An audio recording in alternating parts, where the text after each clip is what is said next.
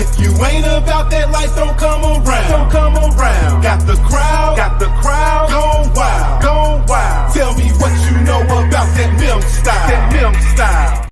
Yo, what up, what up, what up? Y'all know what time it is, man. It's the Memphis Jelks show. Yeah, it's going down, it's going down. Y'all already know, man. Y'all already know.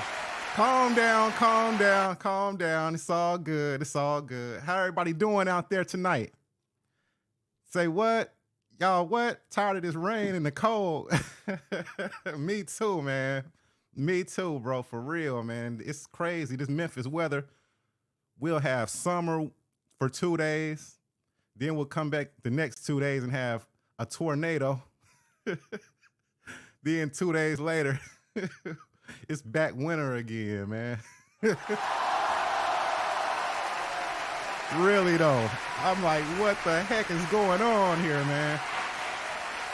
Somebody gotta do something about this for real, because I really want summer to be lit. You know what I mean? I don't want to have winter in the summer. You know what I'm saying? Say hello to my little friend. That would be crazy, man. That would just be crazy.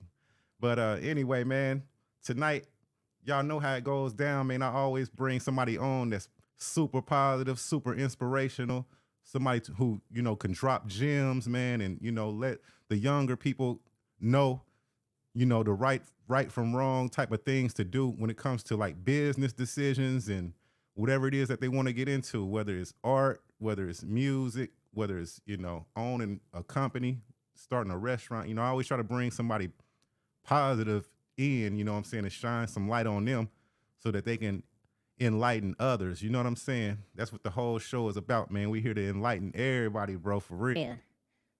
For real. We just want to enlighten everybody. You know what I'm saying? And once we enlighten you, then we're inviting you. No, I'm just kidding. Get that off my voice. But anyway, man, I'm playing with all these buttons, man. I'm finna stop. Let me tell my wife, she said don't use too many sound effects. Baby, I ain't gonna use too many sound effects tonight. But anyway, I done got happy with this new equipment. Yeah, man, but we're celebrating. Tonight I want to talk about the 50th year of hip hop. We're celebrating the 50th year of hip hop tonight, man. How many of y'all out there knew that? How many of y'all out there knew that hip hop turned 50 this year? Okay, I see y'all in the chat. That's what's up. Yep, it did, man. And one funny story that I got, man, is about the 50th year of hip hop. Y'all know, you know what I'm saying, I'm signed with Chuck D, right? So I had posted something on my page, on Twitter or something, right? And that same night, like, Chuck D retweeted it. I was just like, yo, you know what I'm saying? Shout out to Chuck D, you know what I'm saying, for retweeting it. But anyway, mess around, and the next day I get up and I'm just watching TV and stuff like that, and then I see Chuck D performing live on the Grammys. I'm like, what the heck? I mean, I was happy. I'm super excited. And I'm jumping up and down. I started to jump on the couch, you know what I'm saying? But at the same time, I was like, I know he didn't retweet me from the Grammys. What? I got retweeted from the Grammys. That's a blessing, man. Thanks, Mr. Chuck, man. I appreciate that, bro. Yo. But yeah, hip hop turned 50, man. And we got a chance to see some of our legends, you know what I'm saying, come out on that big Grammy stage and perform.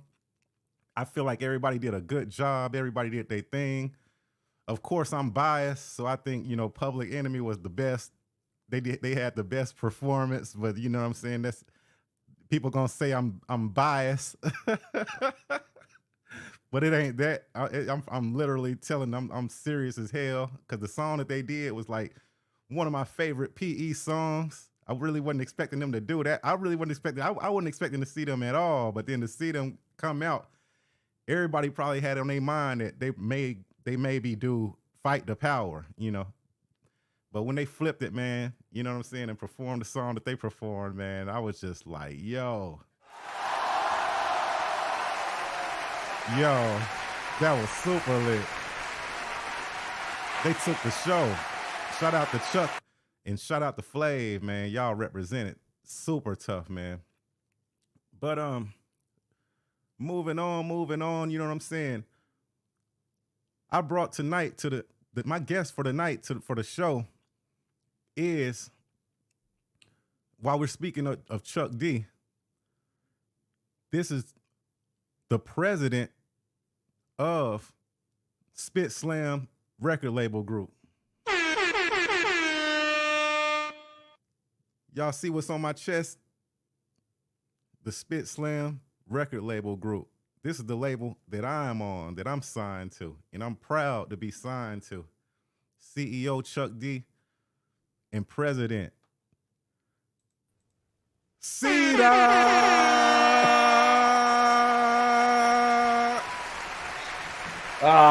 Memphis Jelks, we meet again, sir. Yeah, what's up, C-Doc, man? What's up, bro? They don't know who they messing with, man. The Spit Slam label group up in this joint. I tell you, it's interesting. The tables have turned because the last time we met here, it was on my show, and you were the guest. So, Yep. I see my wife and Ultra Mag in the chat. What's up, everybody? How and y'all matter doing? To see Myron too. How y'all doing? Thanks, C-Doc, man. Thank you so much, bro, for joining the show tonight. Yeah, man. Thank you for having me. I appreciate it. Anytime, man. It's a blessing. Bro. Yep. So, man, I just wanted to, wear my Spit Slam jersey tonight, man. You know what I'm saying? Because I didn't want the boss to catch me without it. You know what I'm saying? I might. Drums, please. I'm so glad I didn't wear mine because then people would be like, "What the hell," So I just came with what I had on already. But 50 years of hip hop this year, Jelks. 50 years of hip hop this year, man. That's crazy. You know what?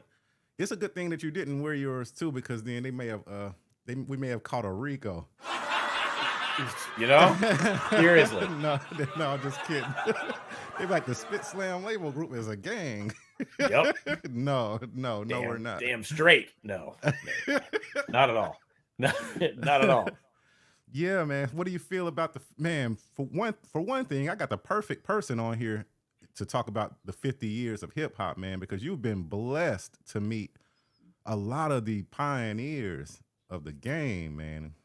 Yeah. Tell us a little bit about that. Really, it's all thanks to Chuck, getting to work with Chuck, who was crazy enough. Like when I first got into hip hop, and I first heard Public Enemy, I quickly became a fan, and then a super fan. And then that dude was my hero growing up, man. Chuck D was my hero. And now the fact that, he's my partner and, or I'm his partner or whatever. And I get to work with him and, yes, blessing. You want to talk about blessings. It's crazy. It's crazy all the time. And through working with Chuck, I've been able to be in situations where I've gotten to either work with or just get to hang out or meet. Yeah. Like guys that I, inspired me, look up to, or they were just made music that has been the soundtrack of my life, So it's been amazing. It's been an amazing ride so far, and we ain't done yet. We got plenty of work to do, but it's kind of crazy, kind of crazy all the time. The stuff that happens. So it is, man. We gotta tell a little bit of your story, leading up to how you met Chuck D, man, because I know you were born. I spoke with you before we got in here, and we were talking about, the Ohio, Pennsylvania background that you have. So can you take me back kind of a little bit? You don't have to go too deep. You don't have to go too far into detail, but sure. When did hip hop when did the hip hop bug bite you, basically? It was so growing up I was born in 74. So, and I listened to a lot of, there's always music in the house. And I like to tell the story that my dad had a turntable, and my mom had to limit my time to use the turntable, she said, because it was like an hour a day, because otherwise I would have just been in there all day listening to records. And so I had a time limit on the records I could play. So getting into the 80s, I was listening to a lot of the early mid 80s, like 84 stuff. I got into the British new wave and whatever, the pop radio and stuff like that. Got into Prince. And then over the next couple of years, my folks started listening to more soul music, R&B and soul. And here in Pittsburgh, where I was living at the time, we had WAMO, which is one of the oldest hip hop, one of the oldest black-owned soul R&B stations in the country at the time. And it was just that's what we were listening to. So it was a lot of soul and R&B records. And then, I'm a product of the MTV generation and watching videos and stuff like that. So I saw, I saw Herbie Hancock's Rocket, and I'm like, oh, what's that? The scratching. I didn't know what it was, but I'm like, that's kind of cool. Okay.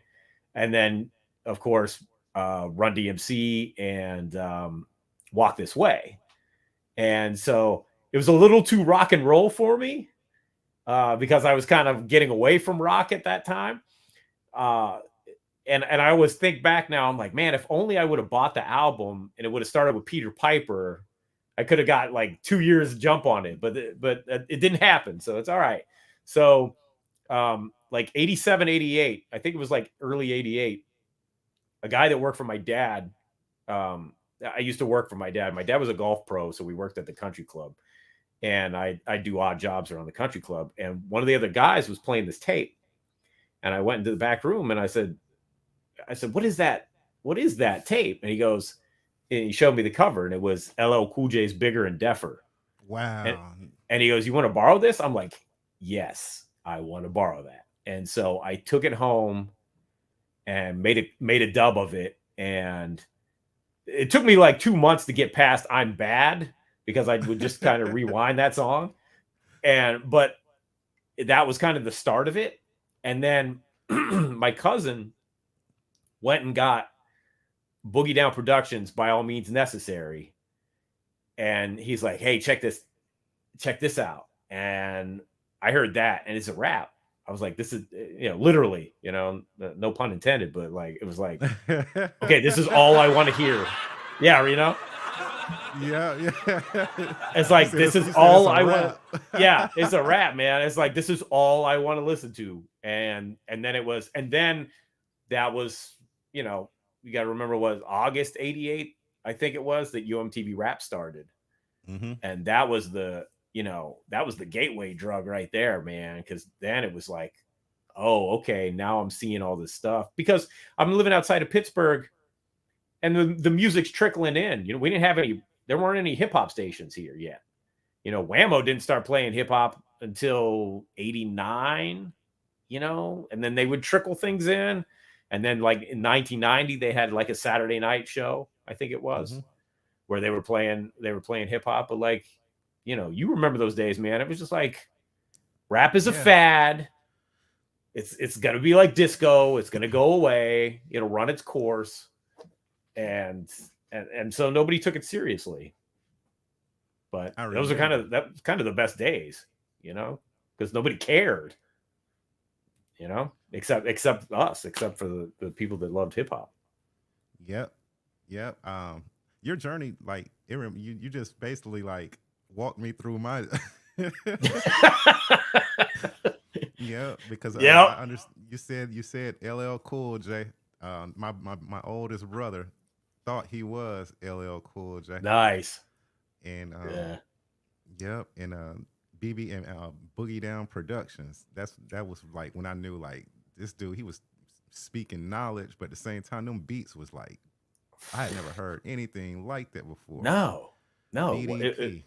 Yeah, BDP, man. BDP was like, it was a whole, because LL was and Bigger and Deffer, you know, it was produced by LA Posse. And so it was building on what Rick Rubin had done with radio, which I had to go back. It was funny. I got into a lot of artists on their second album. And then I had to go back. PE was the same thing. I got Nations before I ever heard Yo Bum Rush the Show. And so so they were building on what they had already kind of did and kind of expanding it. And BDP was the same way, because when I heard Criminal Minded, I was like, oh, okay, this is like really, you know, really real raw and not quite as refined as what By All Means Necessary is. But those songs on that album, it still might be my favorite BDP record, By All Means Necessary. Me too. Yeah. I totally Hard to agree. say. I totally agree. So you're in PA, you know, you're kind of back and forth between PA and Ohio. Yeah, growing up, yeah. When did you say I want to practice music, or I want to like get an instrument and like start learning how to create music? I was in Ohio, and I think it was like third grade. They let us try out band, and I got a clarinet. I was like, okay, I'm gonna try clarinet, and I was too restless to learn to read music. That's a regret of mine. I should have learned how to read music. But like I would take it, I'd come home to practice the clarinet, and I would try to figure out songs, you know, and play this, you know, like the theme from MASH. I tried to teach myself that, you know, but I didn't read music. I was just kind of doing it by sound. And so I kind of gave up on it too fast. But then I would buy 7-inch, you know, singles, 45s or whatever. And I especially liked the ones that had instrumentals on the B-side. And so we would make parody songs like Weird Al Yankovic. And so we would do that. But it was just kind of, it was just kind of goofing around. But that also led to when I got into rap music, after a while, I was like, I want to try to do this myself. I think I can write lyrics. And so I would write lyrics, and I would do the same thing. I go buy singles that had instrumentals on the B side, and I would rhyme to that. And I would do a little bit. My youngest brother, Jeff, and my cousin Dels, we made a group called Triple Threat. And that was our first group. And That's dope. Yeah. We were terrible, but yeah, it was fun. And I did artwork. We made it a tape, and I sold like 5 copies to, you know, some poor unwitting kids at school, and, you know, made a couple bucks. But it was fun. But that led to me meeting a guy. His name was Sean Dwyer. He went by DLX, and he had moved into our area like in 1990, and he was the real deal. He had a sampling keyboard, he had a 4-track, and he had a drum machine, and he could spit. Oh, and a turntable. And so he could spit, he could produce, and he could scratch. And so like he's like, yeah, I heard your tape. He goes, yeah, all right. He was real cocky too. He's like, yeah, you're all right. You know, hip hop will make you cocky. Yeah, exactly. So, and I'm like, who is this guy? And he's like, yeah. He goes, you know, you're better than Vanilla Ice, so at least there's that. And I was like, oh, thanks. And and so he's like, yeah, you should come over to the house sometime. So I went over and I saw his equipment, because I'm thinking he's doing music like I am doing, you know, like with a boom box and just, you know, goofing off. And he started playing me beats, and I'm like, oh my God, this dude is the real deal. Like, this is some real shit here. So wow. I was like, yeah. So that kind of, he's like, I don't know why he decided to work with me, because he was super dope and I was like very less than mediocre at the point in time. But he's like, I don't know, he saw something or whatever, or we just got along. We hit it off. And because he was a PE fan, he had the PE poster on the wall and Ice-T and all this stuff. I'm like, okay, I feel at home here. And we liked a lot of the same music. And he's like, yeah, he goes, we should do something. And so that made me step up my game, and really start to take it seriously. That was kind of the beginning of it. And made me, it was still a hobby. It was a hobby for a long time, for a good 10 years. But I that's when it wasn't about Triple Threat anymore. It was about, oh, okay, we're going to actually try to write some rhymes and cut a demo and so on and so forth. Yeah. Mm-hmm. So did you record? Were you recording at his studio, or did you start like investing in like getting equipment on your own? Or I started the first songs we recorded were at his place, and then of course, it was 1990. We started recording like late 1990, and then 1991 we moved. Moved back to Ohio, and I was like, oh, okay. So now it was like a little bit of a long distance thing, but Sean had a deal with a guy up in Stowe, Vermont. And this guy was trying, I don't know if he was in the music business or if he was trying to do something in the music business, but evidently he had a lot of money and wanted to be in the music business. And so he built a professional studio in like the lower level of his house. Nice. And I don't know how Sean did it, but he got in with the guy, and it was a 24 track studio. And so Sean said, hey, I told him we're a group.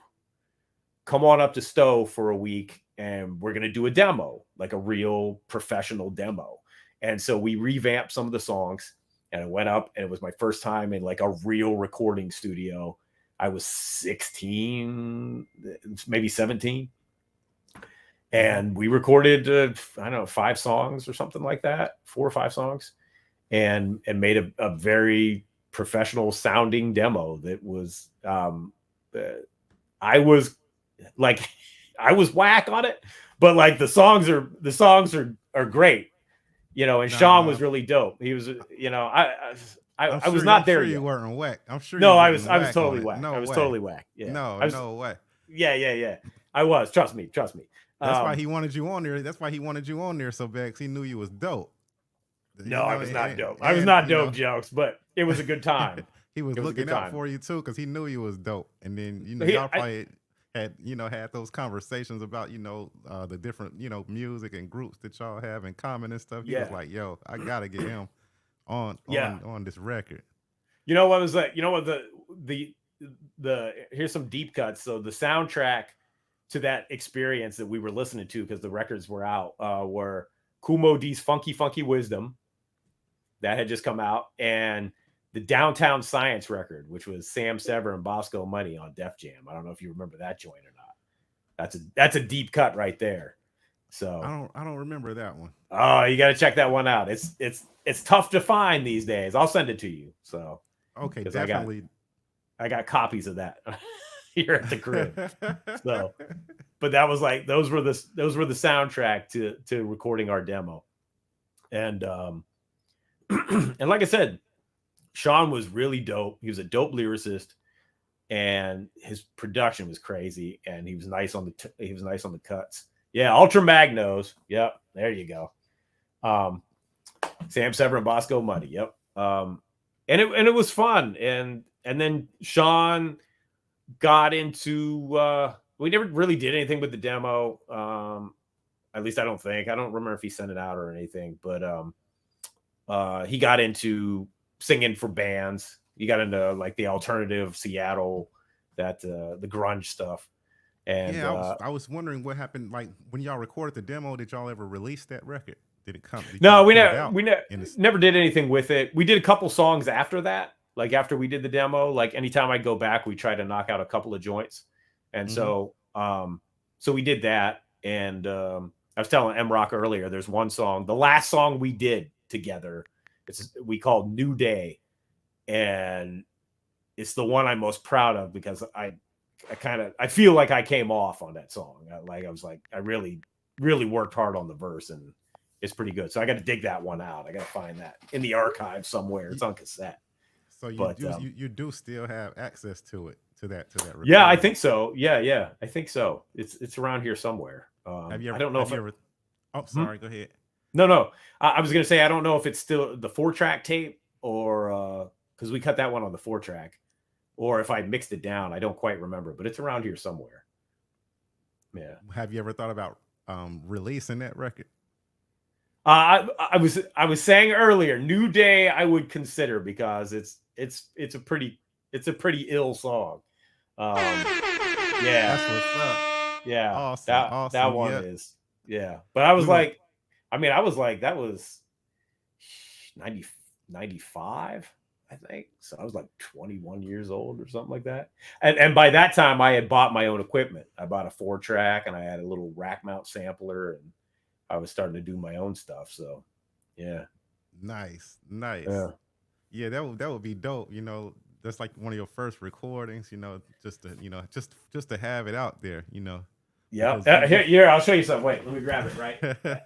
And I don't play this for anybody because it's ridiculous. It's embarrassing. But this is the Triple Threat tape. These are the original songs my brother and my cousins did back in '89. Nice. So, yep. Yeah, there it is. Yeah. Nice. Oh man, that was awesome. I remember those TDK tapes, man. Yeah, yep. Those 80s joints, yep. So whoa. Yeah. We gotta give it up for that. Yo, that's dope. It's dope that you still got that Joker, man. Yeah, man. Yep. So you got your equipment, you're recording and stuff, at some point you start looking at videography as an option to start getting into. So it wasn't, I was actually doing that before the music. I thought that's what I was going to do. I thought I was going to be a filmmaker. That's what I was kind of setting. Music was fun, but I didn't think it was going to be what my main concern. In Christmas of '85, my parents had bought a video camera. And by the summer of '86, we had conned them into letting us use it. And so my brothers and friends and we'd make these dumb little short films. And I just really took to it. And so like 86, 87, I really started watching movies closely. I mean, we had always been watching movies, tons of movies, but I started really paying attention to the way that, the way shots were done and edits. And I started to try to learn as much as I could. And then 1990, before we moved back to Ohio, there was out in Moon Township where I was living, they had a public access TV station. And my mom kept pestering me to go volunteer. And I'm like, yeah, whatever. And in like early 1990, I finally did. And they're like, well, here's what we do. We trained you to use the equipment, and then you could use the equipment. And they would televise the high school football games. And I wasn't athletic, so I'm like, I never went to the games, but now it gave me a reason to go. And so that was, I started on instant replay on the football games. And then I was a camera operator, and then I ended up directing them, like doing the live broadcast directing. And nice. Yeah. And they gave me, before we moved away, the station producer came to me and said, hey, would you be interested in hosting an interview show? And I said, yeah, sure. And my first guest was a guy he was a local business owner who was a zombie in the original Night of the Living Dead movie. Wow. Yeah. So he was my first guest, and well, my only guest, because then we moved. So that was the only episode of my interview show. And Yeah, that was a quick end to that. But yeah, it was kind of cool. I was doing movie reviews, on the TV station, stuff like that, and they would let me show my dumb movies. But it was cool because I had access to prosumer equipment, and that really helped me learn how to edit more. And yeah, I practiced shooting more. They had better cameras, and so I learned a lot there. And so when I graduated high school, I went to film school for a little bit and ran out of money and dropped out. But what I realized was in film school, I already knew a lot of stuff that, so I didn't really need film school. Mhm. And it was kind of like, okay, just kind of go out there and try to do stuff and do what you can. So I had a video camera, and we would just continue making movies for a long time. Oddly enough, though, and my cousin and I talk about this, we never did music videos back then. We were doing music, but we didn't do any music videos. It was really weird. Wow. That's what I was going to Yeah. ask you too. That was one of my questions. My next question is, do you take on the same approach when you're shooting movies as you do when you're shooting music videos? Sometimes music videos are great because there's no rules unless you set up rules for yourself. Mhm. Like I know you were we were talking about the video for Public Enemy's song Everything. And that video, the visual style of that video is, I set a very rigid rule for myself that, every shot is going to be, a zoom out, or, Mhm. or is there zooms out, right? Yeah, I think so. Mhm. And so like I implemented those rules to give it that particular visual style. And but a lot of times you can experiment and just do a lot of weird stuff, see what works and what doesn't. And what's great about that is then the stuff that does work, when I go to do film, narrative film, features, shorts, whatever, I can borrow that stuff. I can steal that stuff. I'm like, oh, well, I remember in this music video I did this shot and it worked, so I'm going to try it here and use it in a narrative context. So when I finally got into doing a lot of music videos, it was a new kind of film school for me, because I just learned a lot about pacing, editing, and different kind of cinematography tricks and things that, normally I wouldn't be able to do, or you wouldn't want to take the chance maybe in a movie. But, it was just like throw caution to the wind and just try a bunch of stuff. Right. You which is dope, which is like that's like super awesome. And it Thank you. and it reminds me of when you flew to Memphis after I first signed with Chuck. Yeah. I had this song called Happiness is Love. Yeah. And I had some people with me who were going to act in the video. But Yeah. we didn't have a script. Yeah. So Yeah. so something amazing happened. Like I kind of gave you a short idea of what I was kind of where I was wanting to go with it. Yeah. And then you just took over and just directed the thing and made it like a freaking movie. And now everywhere I go, people are asking me, when is the sequel coming? There you go. I'm like, you gotta ask C-Doc. I'm like, you gotta ask C-Doc, man. He directed that whole movie. They want to know what's gonna happen next. I'm like, you gotta ask C-Doc. Like Yo, man, that you was sit up there and directed the whole. You made that video a movie in less than a couple of hours. Like, so I see where your film skills came into play at that point. I had no idea that you were that damn good. You know what I'm saying? Oh, well, thank you, Jelks. No, that all comes out of when we were kids, making short films as we were kids, because we didn't write scripts. My mom's like, you need to write scripts so you know what the hell you're doing. And I'm like, I don't know how to write a script. And so we would just make stuff up as we went, but it also taught us to kind of improvise on the fly. And that's why I was able to kind of do that with your music video, because all you had to do was kind of give me the outline. It was like, oh, okay. Okay, I think I know what we can do here.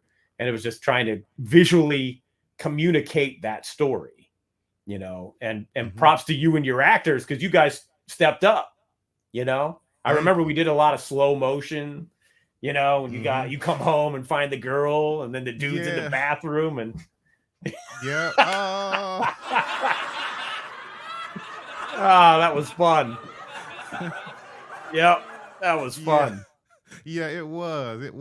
And then we were like, we were me and him were yelling at each other like we were really like, about the fight. We made the thing look real. Yeah, you guys killed it. It but was you great. killed it though. You killed it. Yeah. Thank you. Thank you. Like, It was a group effort, man. It was a group effort. So with no script. So man. Yep. I didn't know who I was talking to when I said, "Can we make it like a movie?" Yo, man, let me tell you something. I got to tell you this, because I deal with this all the time. People that see my work, right? If they see my work ahead of time, and then I'm going to work with them, when I show up to work with them, and I have, you know, like minimal equipment and stuff, they always think I'm shortchanging them. They're always like, "Well, wait a minute, you did this. Where's all the bells and whistles for my video?" I'm like, "Nah, that's not how I do this. You don't understand. It's run and gun, man. We gotta figure this out on the fly." And then it's not until they see their video do they go, "Oh, okay, now I see. Now I understand." Man, I have countless people have told me that. They thought I was showing up and ripping them off, because they thought I was just gonna like shortchange them and stuff. I'm like, "Nah, man, this is how I work." And that's why Chuck loves doing videos with me, because I make it very easy on him. You know, I make it very easy. Yeah. So. Well, you spoke about it earlier, and I don't want to get into it, man. I want to show people the talent, man, that we're talking to right now. You know what I mean? Like, he's like one of the greatest videographers that I've ever met. Like, thank you. Thank you. I think one time, didn't I shoot a video and I shot you the stems, and so that you could edit it for me. I think it was that Lyrical Miracle.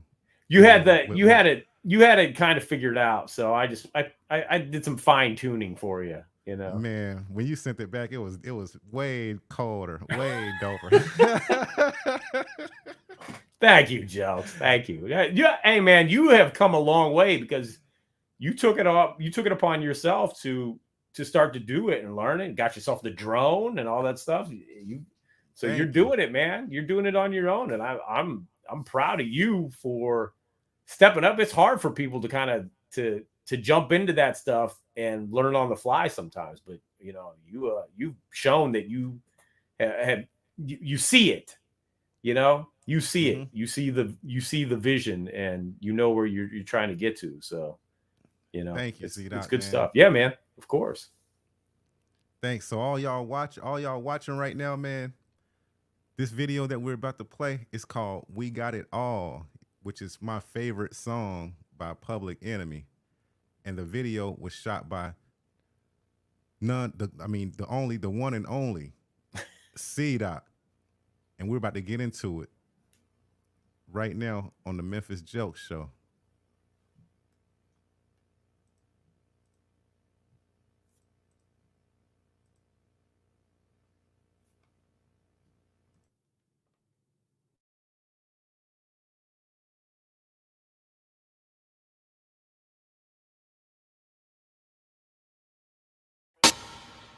I got no fancy car, never was no superstar.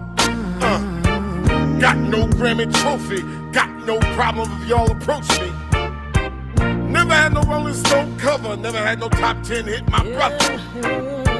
Got no TV show, got no Maybachs, Benz or Rolls. Got no movie roles, got no platinum or gold.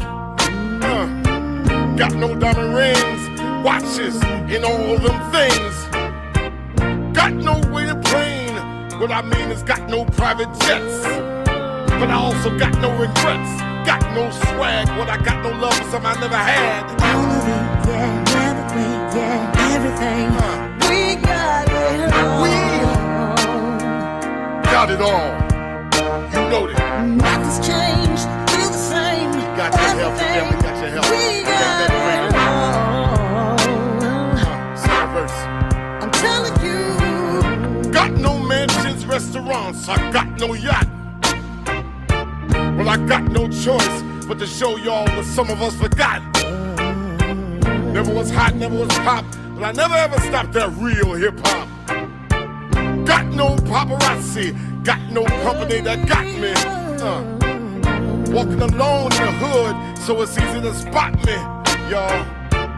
Got no million follower friends on Twitter, on Facebook, look at my friends. Got no thing for video games, got no shame saying I ain't never playing. Got no hate for things that are great, don't you know I salute. All of it, yeah, everything, yeah, Y'all probably got the same we thing. got it all. We ain't never talking about no things here now. Nothing's changed, still the same. Everything. Look at your loved We ones, got it all. look at your young ones. I'm telling you. If you got the old ones around, love them, talk to them, hug them, love them. Damn right. Nothing's changed, still the same. Everything, we got it all. I'm telling you.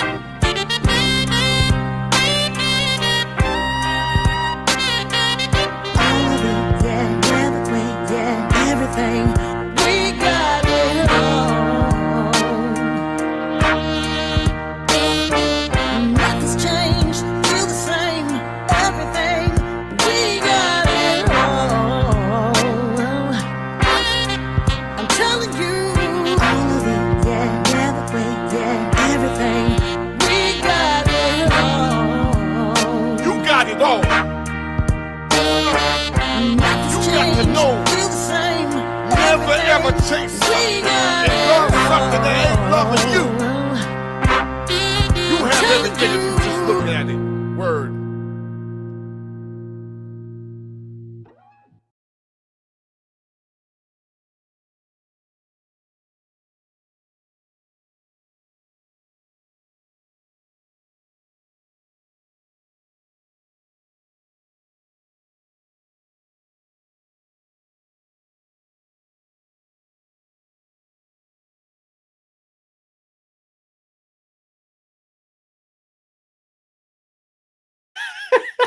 Oh, my bad. Oh, my bad. My bad. My bad.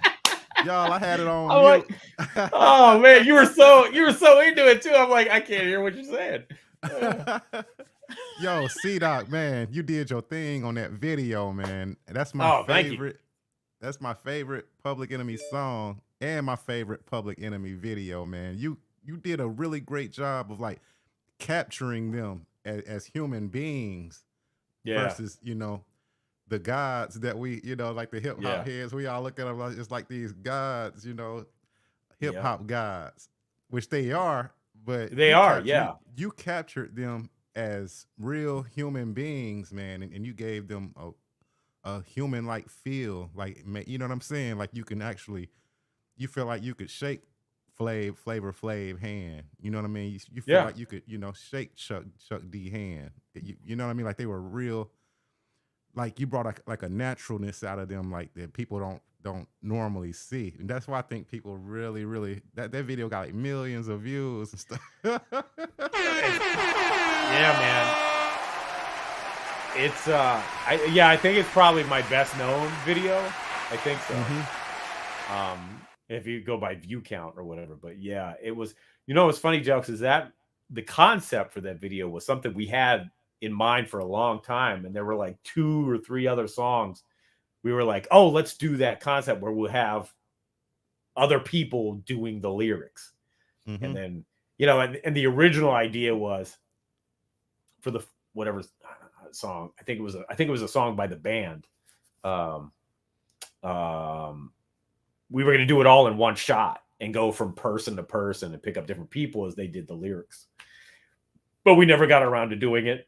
And then we were going to do it for another PE song, and that didn't happen.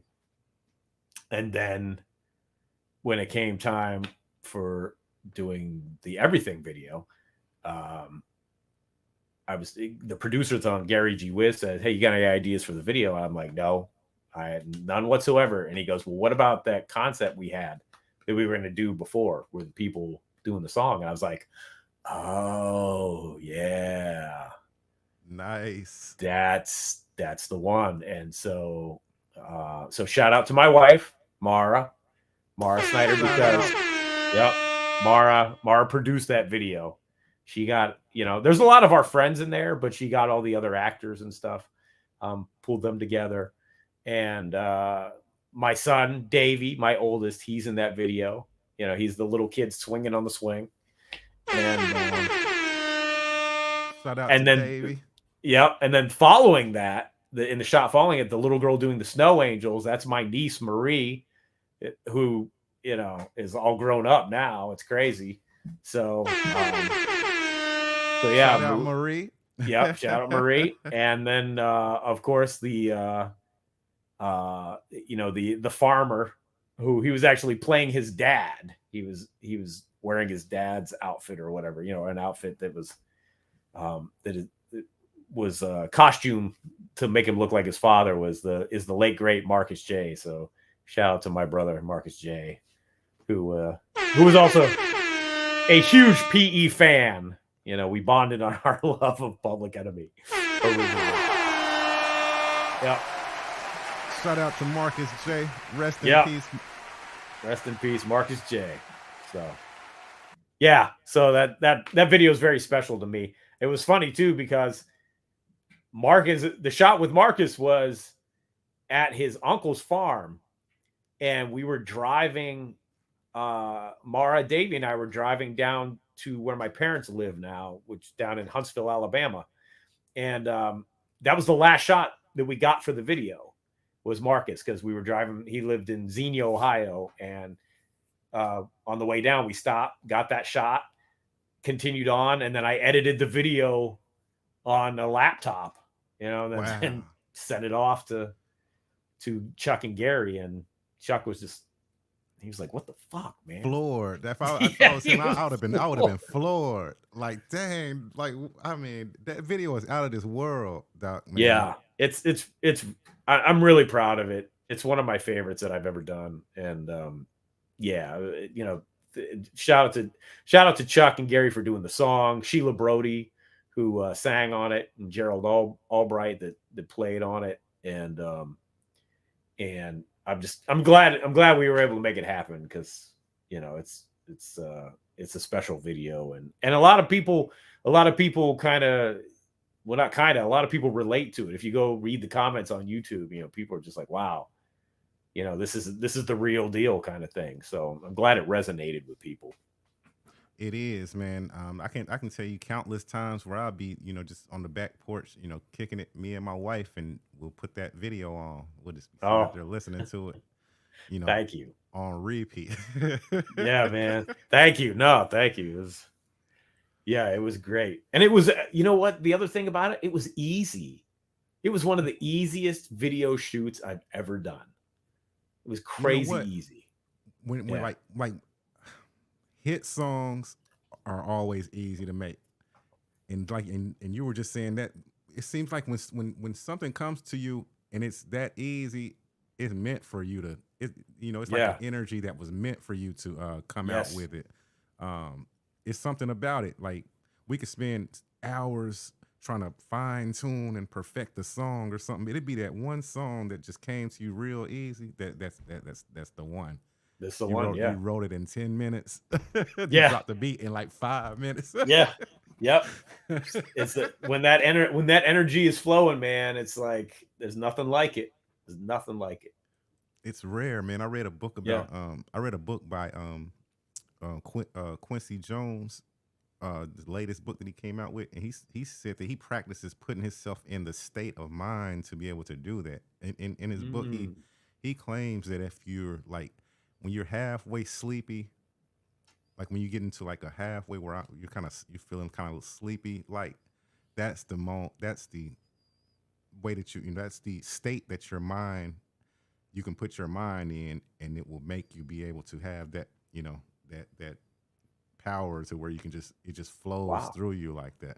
It's interesting. Wow. I thought, man, that's interesting. He said he'll go to the studio and he'll just put his head down, and people will be like, they think that he's asleep, but he's really he's getting his mind into that kind of a state of like he explains it as being kind of sleepy like, but not really sleepy like you want to go to sleep. But because it's like I don't know if you ever notice, like before you go to bed or something, if you've ever written anything or a song or anything like right before you go to bed or something, it's kind of easy. Stuff just comes like that. And So maybe, sometimes you're in that state then. Your mind is in that state then. You know what's funny is, and this may sound terrible, but I've written some of the best stuff on the toilet. Your mind probably gets in that state on the toilet, man. It's probably you're taking your mind away from like it's not thinking. Yeah. In its normal pattern. Yeah. At some point, you're kind of you've gone into a kind of a trance like state, but it's not a trance. But right. You've conditioned your mind for your greatest thoughts and ideas to hit you right there at that point in time. Yeah, right. Because you're not concentrating on anything. So it's Yep. So true. Shout out to C-Doc writing hits on the toilet. I don't know about hits. But Yep, man. It's But fun. I found that interesting. You know what? The other thing too, Jelks, is driving. I'm not advocating like actually trying to write while you drive, but like that's always been a great place where I come up with ideas. And I've done voice to text, for lyric ideas and stuff like that. I've done that while I was driving too. So, but driving was always kind of a thing because I think it's just the nature of rhythm and movement and,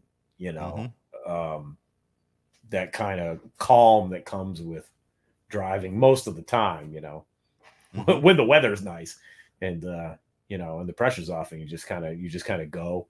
And Chuck said that too. Chuck always said he would write songs on the road. It was always easier for him to do that while you're driving. Also, I have the same experience. I've written some of my best work because I used to commute from Memphis to Ripley, which is like an hour drive. Oh yeah, okay. And it's kind of on a road that's not that busy. So I'm the dude with the notepad on the steering wheel. Yes, by all means, I do not condone this, but yes, right. Yes, I've done it too. I shouldn't do it. Yeah, but thankful. Right. Yeah, thank you, technology, for voice to text, so that I can just be like, whatever my idea is without swerving off the road. So yeah. That's what. But we're probably, our mind is going into that state. That's whatever state it is that he's talking about. That I believe that actually exists, and it could happen. It could happen when you're driving. Different times. But you don't have it like when you're having to use like you're like in reality and you're having to make certain decisions and like you know, you're having to think fast and stuff. But like you said, when you're on the road, you're kind of relaxed, and then your mind probably goes into that state, and then that's when all the good shit comes straight to you. I'm a firm believer in energy, man. Me too.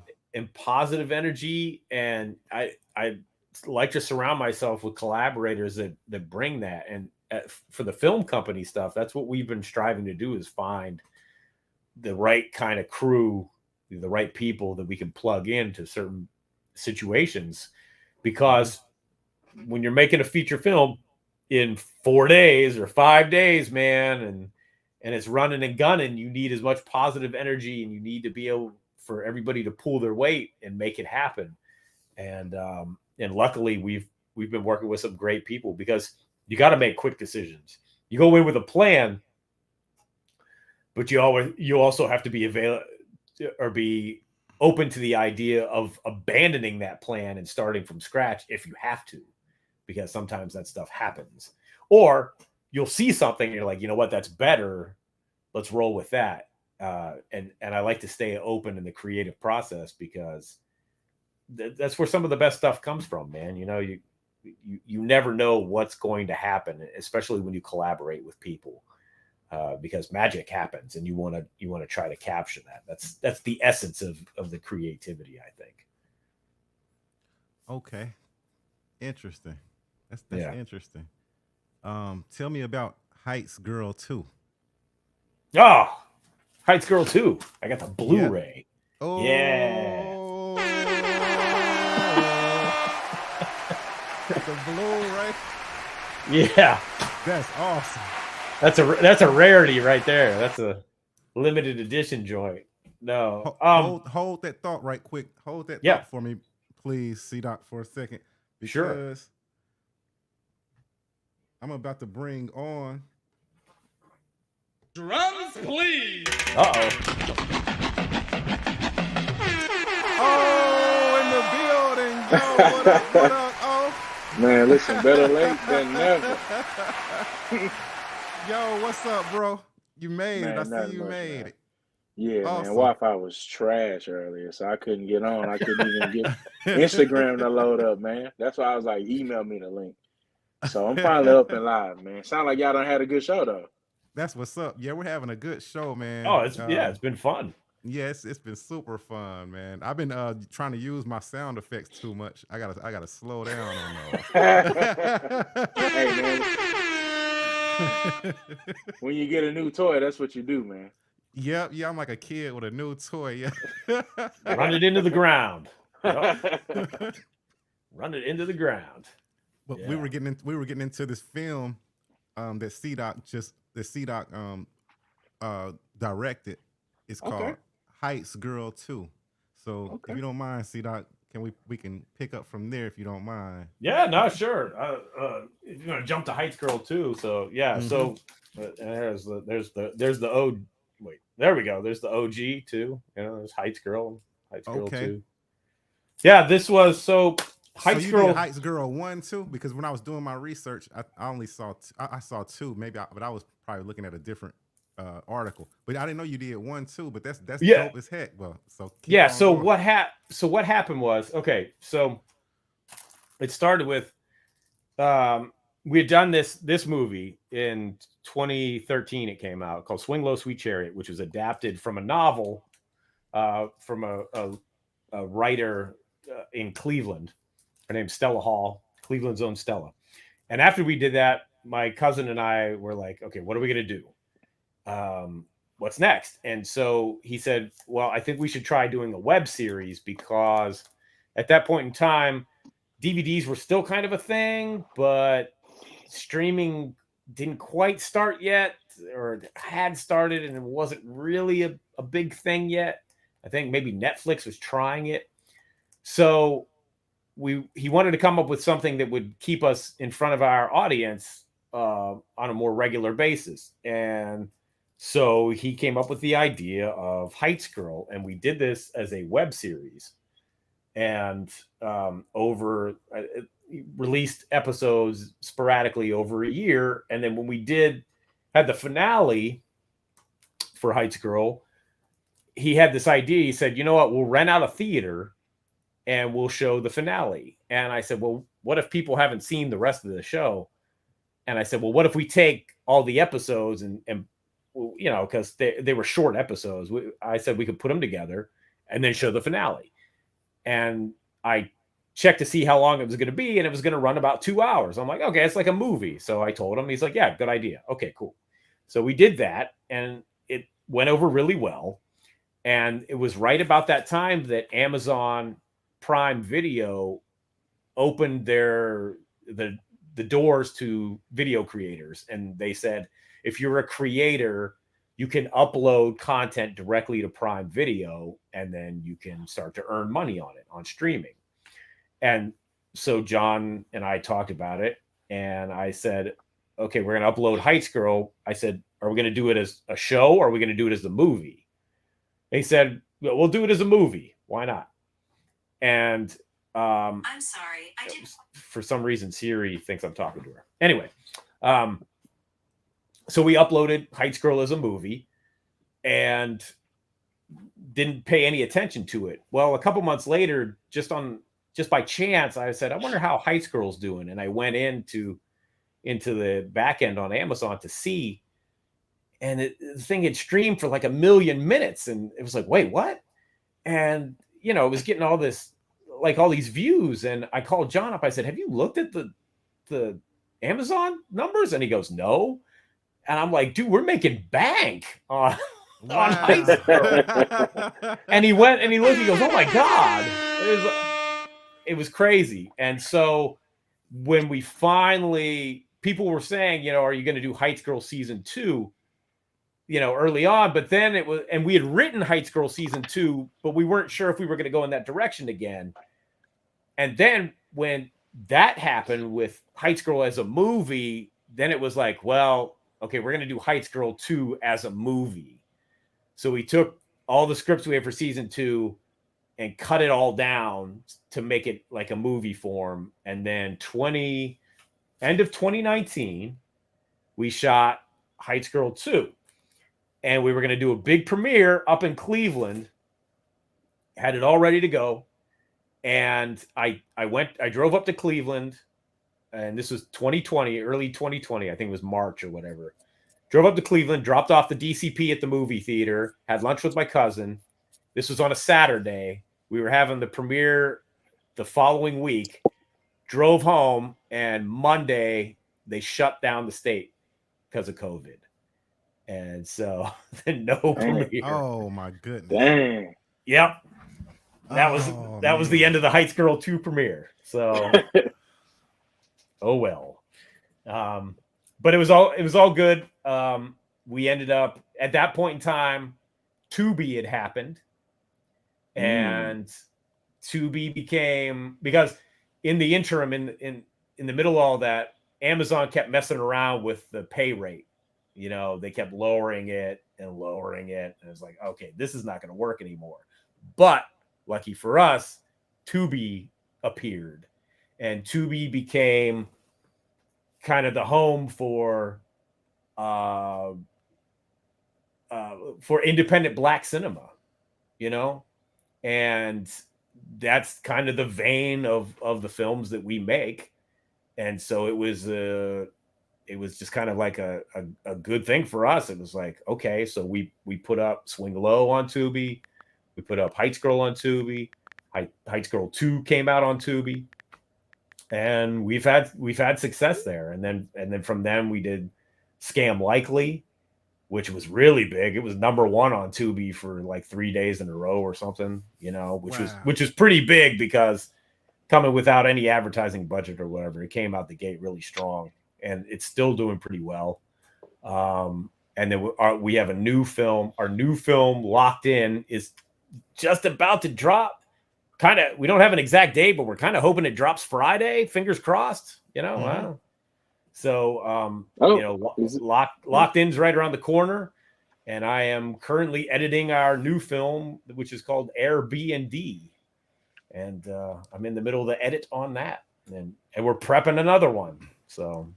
Nice. Yep. So H. Wick Filmworks That's Yes. a entire group. That's you and a group of like directors and actors and a guild. It's like a guild, like a Well, movie sort of. guild. It started as it's HWIC. It's Hollywood in Cleveland, because we based the company out of Cleveland. That's where my cousin lives, and he's my partner, and the same cousin John that was in Triple Threat back in the day with me. So Nice. yeah, we made movies as kids, and now we're doing it professionally. And so John and I started the company, and then we have a guy, Sean Adams, who is he was my co-director on he was a second unit director on a bunch of projects, and he was my co-director on Scam Likely, and he's the cinematographer. And then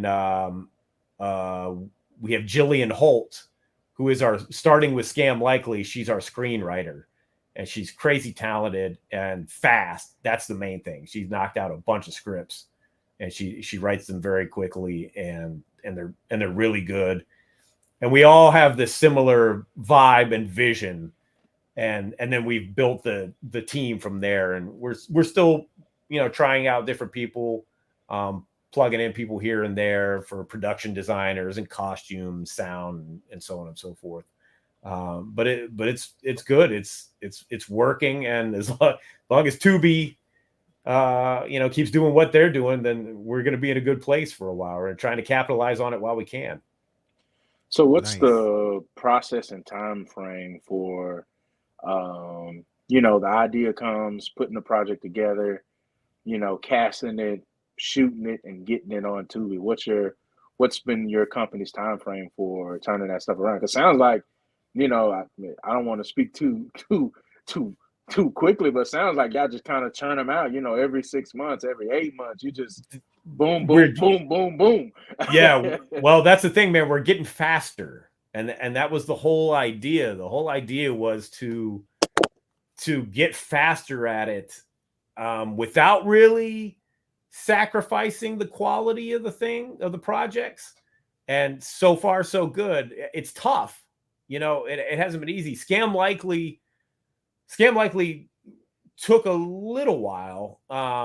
And that's kind of why Sean and I co-directed it, because he did a lot of the dialogue scenes and a lot of the conversations and things like that. And then I went up and directed some of the bigger set pieces. And then we put it together from there. So that one took a couple weeks to shoot, but Jill wrote it pretty quickly.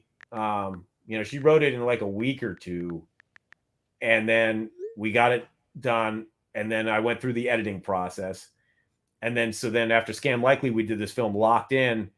Again, Jill wrote it in a week or two. I did some refining and a little bit of work on the script, and we shot Locked In 4 days, and or 5 days, something like that. It was tough, but we got it done. But the thing about it was, we planned to do it like that and kept the locations and the cast to a minimum.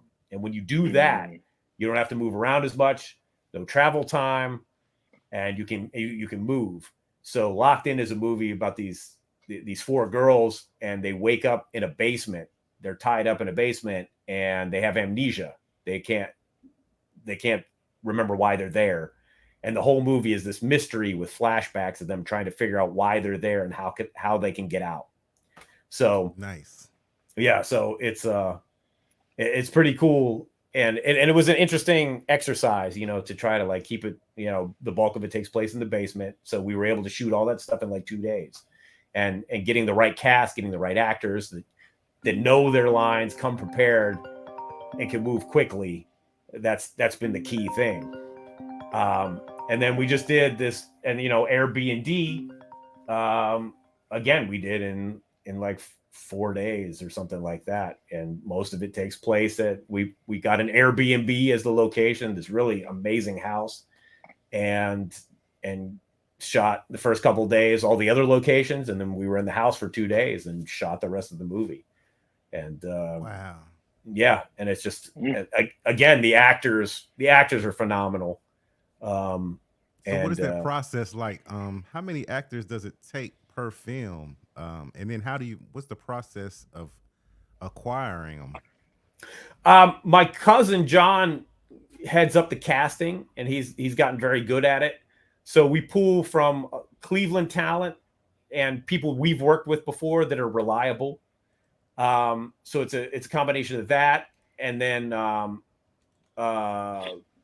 this last time we pulled some more professional actors from out of town, and we brought them into town, and they were great. Shout out to Brittany Beatty, who just came in, and she was the lead and just killed it. She was so good, and really set the bar for the other actors. She's great to work with. She was in Locked In. She had a smaller part, but anytime she was on set, all the other actors had to step up, and you could feel it, because she came so prepared. And so it was the same thing with Airbnb. That's why we cast her in the lead, because she was that good.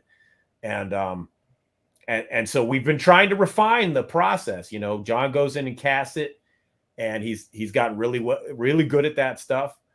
And then we try to give them about a month to prep themselves with the script and get ready for it. And then the shooting is the toughest part, because you try to just you got to grind through it and get it done and get the work done. But that's where the production crew has been really important.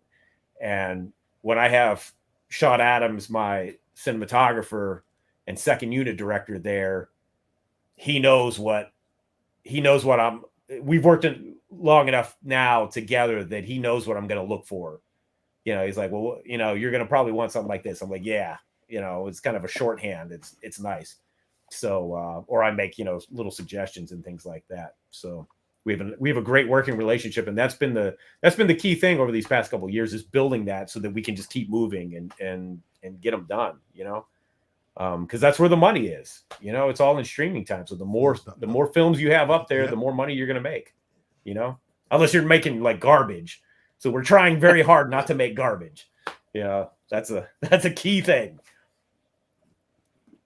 I was going to ask you if you mind if I play the trailer from Heights Girl. Do you want to? Does Heights Girl 1 have a trailer also? Or yeah, somewhere. Okay. Do you mind Heights Girl? You're going to play the Heights Girl 2 trailer? Yeah, well, or whichever one that you would, wouldn't mind me playing. Oh, you can play either. I like the Heights Girl 2 trailer better. I saw it earlier. It's a better trailer. I saw it earlier, and I was like, wow, I know that this movie is awesome. I'm gonna have to go down there and check it out on Tubi. Yeah, please, go ASAP. Stream it multiple times. Watching, yes, yeah, put it on in the background. Watching. Turn the sound down, even if you don't want to watch it. Yeah.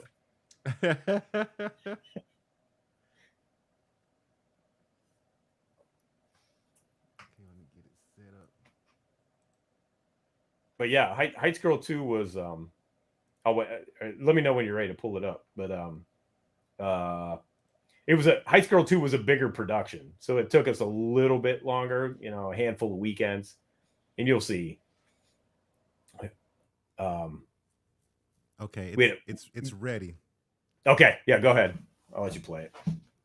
Okay. Heights Girl 2 full movie official trailer.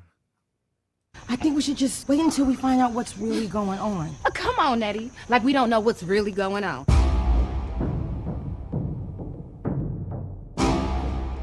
My therapist diagnosed me with PTSD.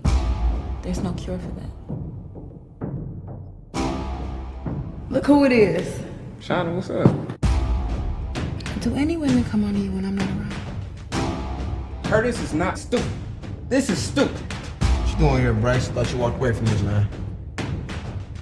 So I would weigh my words very carefully, or else all this here, it could get real nasty.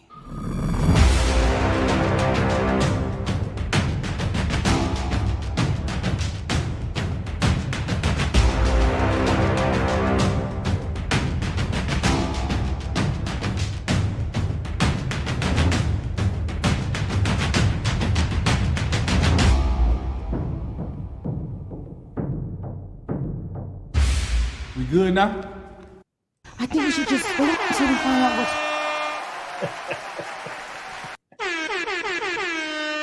Yo, that's flies on the what, man. C-Dot.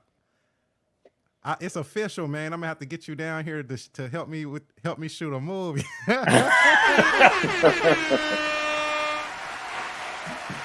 Oh man, it's official, man. That movie like it's super fire. I'm going to watch that as soon as I get off of here, man. But make sure you watch Heights. Make sure you watch the first one first. Okay. Yep. Because there's a lot of plot points that carry over. So okay. Cool, man. What did you think about the trailer? Man, it looks good, man. You know, I think for, building something yourself from the ground up, building a crew, building chemistry, I mean, it looks good. Yes. Quality wise, even when you think about, sometimes when you think about, I know kind of the thing on Tubi is like, cheesy movies. But looking at the quality of it, just the trailer, right? Looking at the quality of the trailer and the skills of the actors just in that small clip, man, it looks like it's a great film. And it looks like, it's something that will hold someone's attention and not just kind of skim through. Because I will say, I'm one of those people who go on Netflix, man, and some of the stuff that's on there that people probably wouldn't watch, man. I usually try to give it a shot just because you never know when you're going to have a project someday or have something that you want someone to, just look at, just give them a shot. So I think, it's worth giving a shot. So I think, hey, if you're on Tubi, go check it out. Definitely go check it out, man. I'm excited to see it. Thank you for that endorsement. I appreciate that. Yeah.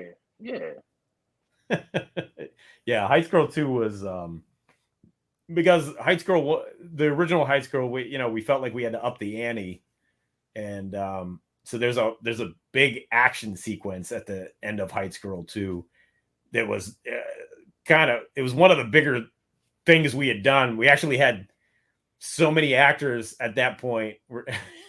We had 2 units shooting at the same time. I sent Sean out with the second unit to shoot part of the action scene, and I was shooting the rest of it and racing against daylight. And I don't know, it's cool. I'm really proud of it. It's a pretty slick movie. It turned out well.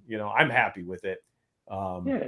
And now people are. It's been getting love again. It's kind of come back around, and people are like, "Oh, where's Heights Girl 3?" And we're like, "Oh gosh, I don't even know." Probably not gonna do that one, huh? No, I mean, there's kind of a cliffhanger at the end of Heights Girl 2, so maybe, but we haven't. We've talked about it. Throwing the possibility out there. We haven't discounted it. We'd like to wrap up the story at some point. We just don't know when yet, and we got to figure out how to get ourselves out of the corner we wrote ourselves into. So, so we'll figure it out. Well, sounds like it's a good problem to have. Yeah, exactly. It is a very good problem to have. But yeah, no, Heights Girl 2 was it was a great experience.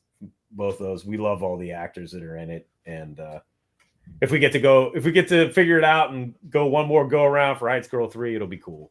I got no problem with that. So, what is your favorite movie so far that you guys have created?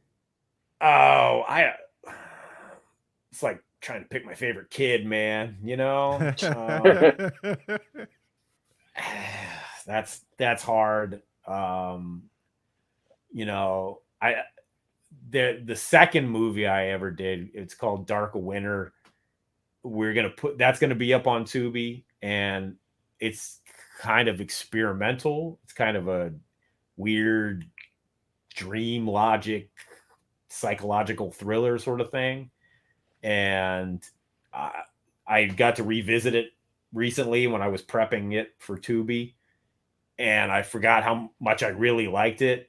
But full disclosure, almost everybody that watches it hates it because it's so weird. It's just too weird for people, like I've had a couple of, the average person is just like, no, fuck this movie. This is terrible. But you're telling that to a person who loves the movie, music and lyrics. Okay. Drew Barrymore. I So yeah, I understand. Yeah, it definitely isn't that, but you know, my dude Kyle Jason stars in it. It was the second film we did together, and he's great. And it's weird. It's just a weird ass movie. But it was a great learning experience for me because it has a lot of long passages where there's no dialogue, and so it was about me using just the visuals to tell the story. So I learned a lot from doing that movie, and then we came back with Swing Low, Sweet Chariot. And that's the third feature that we did, and that one it's become kind of a Cleveland cult classic, if you will. So Nice. yeah, you know, that one made a big splash when we premiered it back in 2013. In fact, at the premiere, we timed it for the Kings of the Mic tour was coming into town, and so we had the Swing Low premiere the day before the Kings of the Mic tour concert, and which Public Enemy was on, and Chuck is in Swing Low. He plays a radio DJ that is kind of the conscience of the film. He's the conscience of the film that like sprinkles little bits of knowledge throughout this movie where these people are, you know, this girl is getting in deep with these terrible people, and it's, you know, becoming kind of gangster and all this awful stuff she's around. But Chuck is there as the voice of reason throughout the movie, which I thought was important. You know, it was important to have that.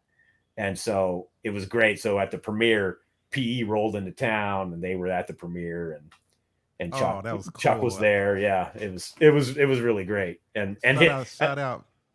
Go ahead. No, I was gonna say at the after party, he came over and he was hanging out for a bit, and the DJ saw him there, and started playing joints, and Chuck got up on the mic and started rhyming and stuff. It was crazy. Yeah, it was crazy. That's like the coolest story ever, bro. Oh, dude, it was. I mean, to this day, people. Yeah, to this day, people are like, "Yo, the Swing Low premiere was epic." Like everybody remembered it for years. You know. Wow. Yeah, it was huge. So yeah, shout out to Mr. Chuck for he's appeared in a couple of my movies. So, you know, good thing to have in my back pocket. Yeah. Oh yeah, man, that's a blessing, man. It's, you know, and it's a blessing, you know. I don't want to take up your time. It's a blessing that you came on the show, man. We appreciate it so much, bro, man. It's a man. Thank you. Thank you for having me and let me rattle on. I wanted to kind of switch lanes a little bit and then kind of go into the music side a little bit more. Sure. You know, the Spit Slam label group. Yes. Everybody on it is dope. Everybody on there fresh. I be hearing releases coming out from people and stuff. I just want to let you know, and my people who watching now know I will be submitting a full length album this year to the Spit Slam. Yes, there we go. About time. And it's gonna be hot. It's gonna be super duper hot. You know, We've been waiting. I just wanted to put that on record. All right. Before we go into anything else, but that's what's up. What do you guys think about albums though? Like, are people still into full length albums, or are people more single driven these days? Yo, man, we are a throwback label. You know, Chuck and I have modeled Spit Slam after all the hip hop independents of the 80s in sound and style. I mean, there's a lot of references, obscure label references. We reference Blue Note a lot, you know, the famous jazz label. The early days of Elektra Records, but you know, Def Jam, early Def Jam, like we're talking 85, 86, 87 Def Jam, Sleeping Bag Fresh, you know, those are Tommy Boy. Those are the touchstone labels that we're we modeled it after, and so we're an album. You know, I'm always trying to put out albums, and the sound that I've been trying to push the label towards, which is a contemporary throwback sound, a boom bap sort of sound. I think the people that come to the label, that you know, we've are building the audience slowly but surely. They expect it, you know, and that consistency has been key in building our fan base, because now I see that there are certain people, certain customers, certain fans that come and they will buy whatever we put out, sight unseen or unheard, if you will, because they know, you know, Spit Slam is like a stamp, like a mark of quality. Like, okay, this is probably going to be something I like because, you know, of the track record. And that's been important to me. We don't have advertising dollars. You know, we don't have big money behind it. It's a labor of love, and we're trying to build the situation from nothing into something. And so far, so good. You know, we're building a little bit of steam as we go. So if something does take off, though, we are wanting to build to become a larger label, though. Of course. Correct? Like, we are, so that we can eventually have, you know, budgets and all of this stuff. Yeah, of course. I would love to get everybody paid. That's what we're heading to. And yeah. I mean, like, but is that one of our goals to, you know, get one of the records to blow up, all, you know, go crazy? Yeah, and I'll tell you what, and we don't see it. Chuck and I have talked about this a lot, that we don't see it in terms of, like, success is not going platinum. Success is, you know, like, massive success for us would be like 10,000 units. That would be huge for us. You know, we're measuring things on a different scale. But building a fan base and building opportunities for our artists to sell records, sell merch, tour, those are the important things for us. You know, licensing, things like that, it's kind of tough because we like sample-based music, but you know, we're trying to build these situations and work with like-minded artists that understand that. If they're coming into hip-hop or coming into music to make a buck, we're not really the label for you. If you're doing this music because you love to do the music and you want to do the music, you're going to do it regardless, then you might have a home here. And it's all licensing too. We don't own any of the masters. We just license them for a predetermined period of time. I think it's like 4 years or whatever. And if you want to stay with us, cool. If at the end of the 4 years you're like, nah, I'm going to try something else, cool. Thank you. You know, do your best. It's a collective, and that's why it's the label group. It's a collective, and we're trying to keep building and and work with like-minded artists. And and OGs too.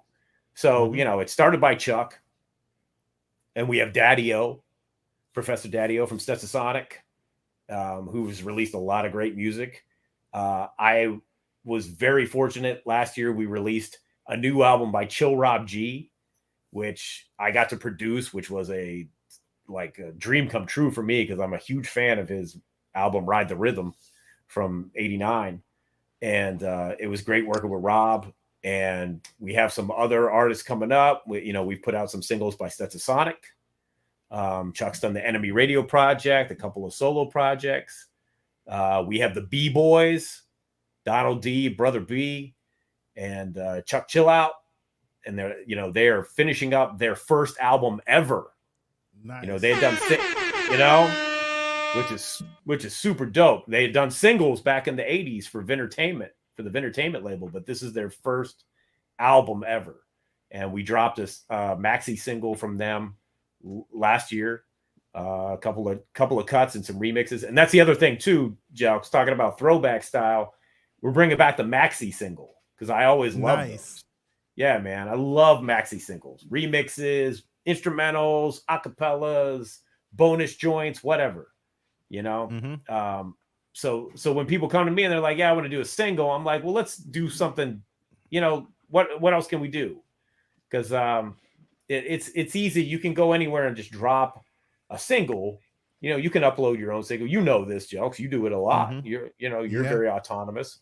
And okay, I got a song. I'm going to put it out. Cool. I challenge the artist. So they come and they're like, I want to put the single out on the label. I'm like, okay, well, let's make something else. Let's make it more than just another single. And so we do maxi singles, we do EPs, or, you know, try to get creative with it. I try to reach back to find creative ways to package music for the current streaming generation.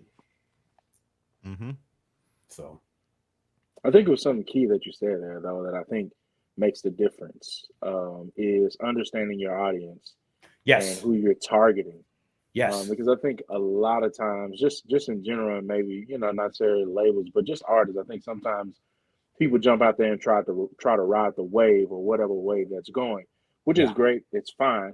Sure. But I think at the end of the day, for extended success, I think you have to understand who your audience is, and you have to make sure not only that you understand your audience, but that you can grow that organically. And that if you grow that organically, that it will continue to build upon itself. And if you have the right pieces, that things will continue to expand. And I think it's great, right, that you said success is not necessarily selling 1 million copies. Success is not necessarily for us is making you a millionaire. If that stuff happens, great. But what we want is people who are passionate about the craft and being an artist and producing music and the love for the music. So I think that's key. I think that's key. And it sounds like you have put together a roster of artists who align with that, who understand that concept, and who are looking to, you know, just continue to be passionate about music, continue to put stuff out, and knowing that you guys are building an audience who is organic and who wants to hear the sound that they put out. Because, you know, sometimes, you know, that sound or that old school sound, some might say, it's not for everybody. It's not going to hit with everybody. But if I'm providing an audience for you, now you have a realm to be successful for the type of music that you make. And it allows you to stay relevant with those people who enjoy that music. Yeah, very, very true. Very true. Oh, and that's it. Yeah. That's what it is. I learned it from my cousin John and I doing HWIC, doing the film company. We realized early on we were going to concentrate on providing entertainment to a particular audience, and that's what we've been going towards ever since.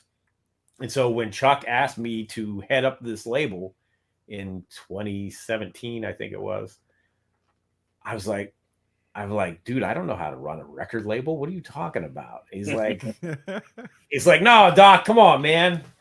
You know, you can do it. I'm like, okay.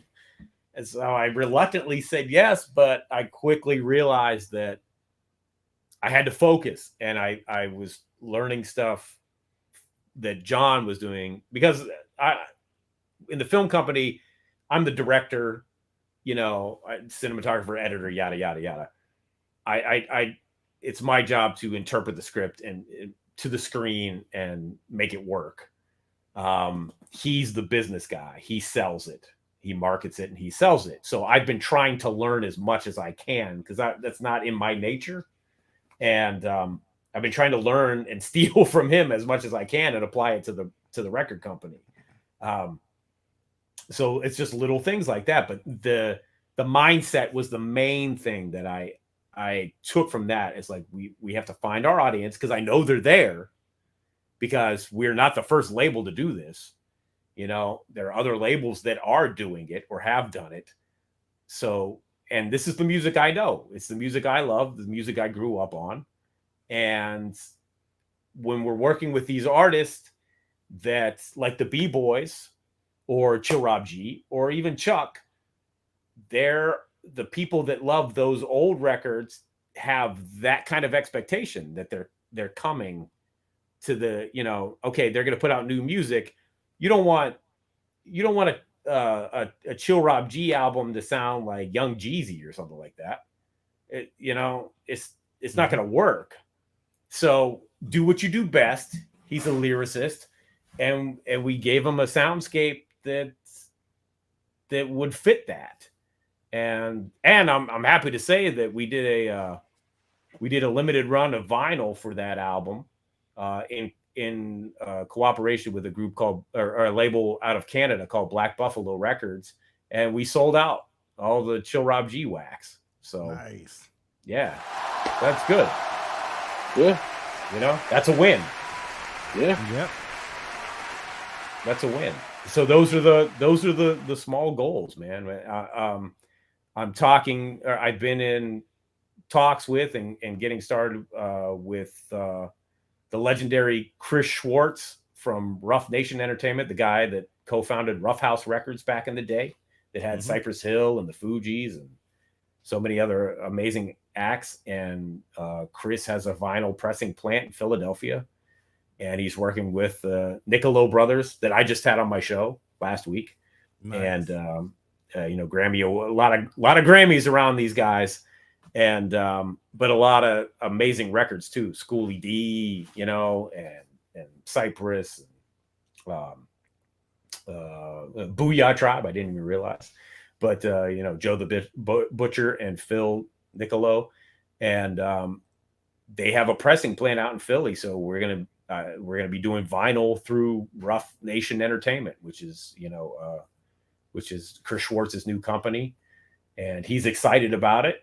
And we're excited about it, and looking forward to it. And we're just starting that. So that's the next phase is trying to see what titles we're going to be able to go do some vinyl with, because we had done some in the past, but that was all on Chuck's dime, and although the records are great and they sound great, they were very expensive to do, and so wax has gotten even more expensive. So we're just trying to figure out the best way to do these projects.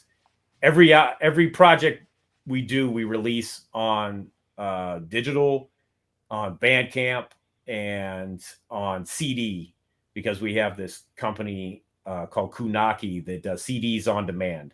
So it doesn't cost us anything to set it up. And whenever there's an order, there's no overhead. So somebody orders a CD, they package it, they manufacture it, send it out, and doesn't cost us anything. And so, but people can actually still get physical copies of these records, these albums, maxi singles, whatever. And we've tried cassettes a little bit too. Cassettes have come back in a very niche, culty kind of way, and so we did some Chuck D Celebration of Ignorance cassettes. A group we have out of Boston, Black Medine. We did some cassettes. We did 50 cassettes for them, and we sold all but 6. We almost sold out of those. And then DJ M Rock, who's out of Chicago, just did this instrumental album, like a beat tape, and we did. Shout out to DJ M Rock. DJ M Rock, yo, what's up? Yeah, Jelks knows. Jelks got down on the M Rock beat. Yeah, I got down on the M Rock beat. That thing is a smash. Yeah, that's a monster joint. Yep, definitely. So, I've always I've always done both. When I first got into hip hop, I started I was doing more lyrical type of hip hop, and punchlines and stuff like that. Yeah. But the market that I'm in, which is Memphis, we have our own sound here too. Sure. So I always found a way to blend the two. Mm-hmm. Yeah. And I'm gonna make music regardless, just like you were saying. I like your point about just having a label full of people that's gonna make music regardless, whether they make millions of dollars or sell millions of records or not. I'm one of those, so I'm proud to be, a part of the label, and I can't wait to submit some work, and we can, chop it up back and forth and see if we can get that thing moving forward for a release. It'll only be my second album, since signing with Chuck. Wow, yeah. I did the Spit Digital, right thing with Chuck, and shit, he helped me damn near write the whole album. That's right. Yeah, that's right. He did have a pretty big creative hand in that record, if I recall. Yeah, Yeah. he did. Yep. Yep. And which I'm thankful for too. Having that mentor, having a mentor like Chuck D help you, Oh, you know, yeah. navigate your way through an album. Man, that album's still a classic. And Yep. then, you know, like some things kind of Spit Digital kind of, you know, faded to the background. It's, you know, Yeah. but before you guys, you know, did the revamp or the rebrand. And shoot, so I feel like, you know, I was just dropping singles in between there. Singles. You dropped hella singles, man. Hella singles. You've Yep, been busy. videos. So. Yep, shooting my Can't own be mad. videos to them and stuff. Yep. Putting out my own videos and stuff to them. So I don't know. You're gonna have to have a greatest hits down the line, or the singles, the Memphis Jelks singles collection at some point. You know? Yeah. I was even thinking about like releasing like some of my the first music that I used to make under the moniker J Smooth years ago and stuff. I was thinking about, you know what, Spotify and stuff wasn't even out then, so I was thinking about doing re-releases on that stuff too, like Apple Music. That wasn't out. You couldn't. There was no stream, and so those were like physical hard copies. You know what I mean? Like Yep. So I'm like, man, I should re-release all that stuff too. Sure. But that's kind of, maybe I can do that under Spit Digital too. I mean, under Spit Slam. I mean, yeah. I mean, hey, man, you know, there's always possibilities, and I'll tell you the thing about Spit Digital was I wasn't really involved. On occasion, you know, Chuck called me to do videos, and I came down. You know, we worked on some videos. But I wasn't really doing much. You know, I did a little bit of production at the time, and that was about it. I wasn't really involved in it. It was a great idea, but the timing was off. You know, I think it was just a little too late by the time they figured out the technical side of it. And then things just shifted, priorities shifted, and it all kind of fell apart at the end, unfortunately. But I can't complain too much, because then out of the ashes of Spit Digital came Spit Slam, and you know, and then I got the call, and reluctantly took the lead on that. But I'm glad I did. Because I've learned so much, and I'm really proud of the work we've done.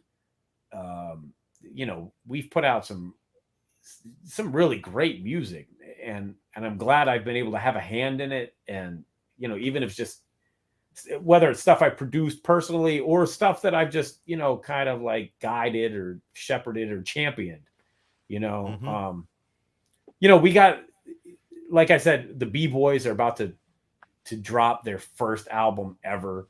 They've been making music since '84, I think. And DJ, you know, anybody familiar with Tough Crew out of Philly? DJ Too Tough from Tough Crew last year just dropped his debut album. They were making music since '86, '87, and he did a DJ album, his first actual, you know, Too Tough album, and it's amazing. You know, it's a turntable wizardry record. You know, it's all instrumental and just him getting busy on the cuts. And that record is fantastic, man. And so because of that, the whole reason that started was there was a label out of San Francisco called Bomb Hip Hop in the 90s. And they were doing like real underground lyrical compilations and things like that, but they also did this series called Return of the DJ, and they would just get all these instrumental joints by DJs, with DJs doing, you know, and the rise of the turntablism movement, and they would put out these compilation albums. Well, they had done like 12 of them or something like that, and then, you know, they just kind of stopped, and it had run its course. Well, I was talking to M-Rock, and I said, you know what, we should do like the Bomb Hip Hop compilation. And so we started reaching out to DJs, and end of January this year, we put out Revenge of the DJ. And it was just a throwback to those Bomb Hip Hop compilations. And we ended up getting some newer guys, you know, Cut Beatles, Mike Flips. But then I got Sammy B from the Jungle Brothers to do a song. We got Magic Mike, DJ Magic Mike to do a joint. Magic Mike. Oh, hell yeah. Snap. Yeah, that's what's up. I saw the interview you did with DJ Magic Mike too. That I learned some stuff on that one, man. Yeah, man. Love Magic Mike. He Super guy. Gems. Yeah, yep. He dropped gems. And just a beast, just like such an underrated DJ. I mean, that dude is like skills for days, man. Yeah. Like crazy good. And so he gave us a joint it's him, DJ Craze, and DJ Qbert, and it's crazy. And it was so dope it had to end the album. I'm like, we're gonna go out on a high note, and that's the joint. And then we got Code Money, who is Schoolie D's DJ, and DJ Kid Swift, who was another DJ for Schoolie D. He was a touring DJ, and Kid Swift, you know, a legendary Philly DJ. I'm trying to think, and M-Rock did a joint. Yo, man, so just really, and the best part about it was these DJs, you know, after the album came out, and they were like, yo, man, thank you for giving us the opportunity to do this, because normally they're just, you know, they're the support for the MCs they work with, which is great and beautiful. But like, it was nice that we were able to kind of bring their work to the front and let them shine for a bit on joints of their own. And it was that album, because it was in planning for a while, the Revenge of the DJ. That's what inspired Too Tough. Because he did 2 songs for Revenge of the DJ, and then he's like, yo, man, I'm just gonna do an album. And he's like, will you put it out? I'm like, hell yes, I will put it out. So yeah, so that's what started it. And I'm proud to be able to help facilitate these opportunities that these artists might not get normally, you know, and give them the platform and the ability to release music, you know, and we try to get people to listen, you know, pay attention. Yeah, that's the hardest part. That's the hardest part, you know, it's the hardest part in this social media driven world that we're living in right now. So what about live shows? Like, do y'all like ever plan on like doing like, you know, Spit Slam live performances where y'all get us together, you know, get a couple of the groups trying, man, and hit the stage?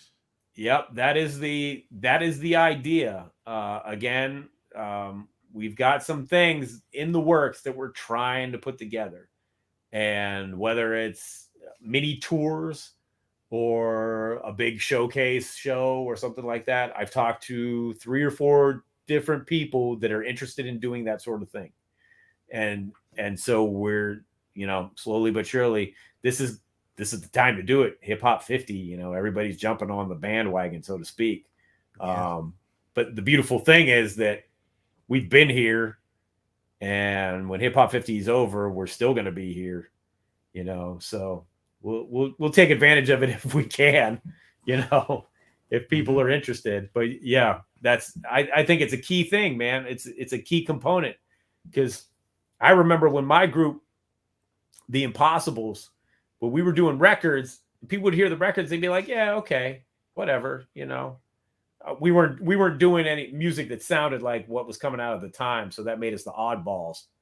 But when people saw us live, it was a whole other thing, because we brought all kinds of energy to the stage. People were like, yo, you guys remind us of the Beastie Boys.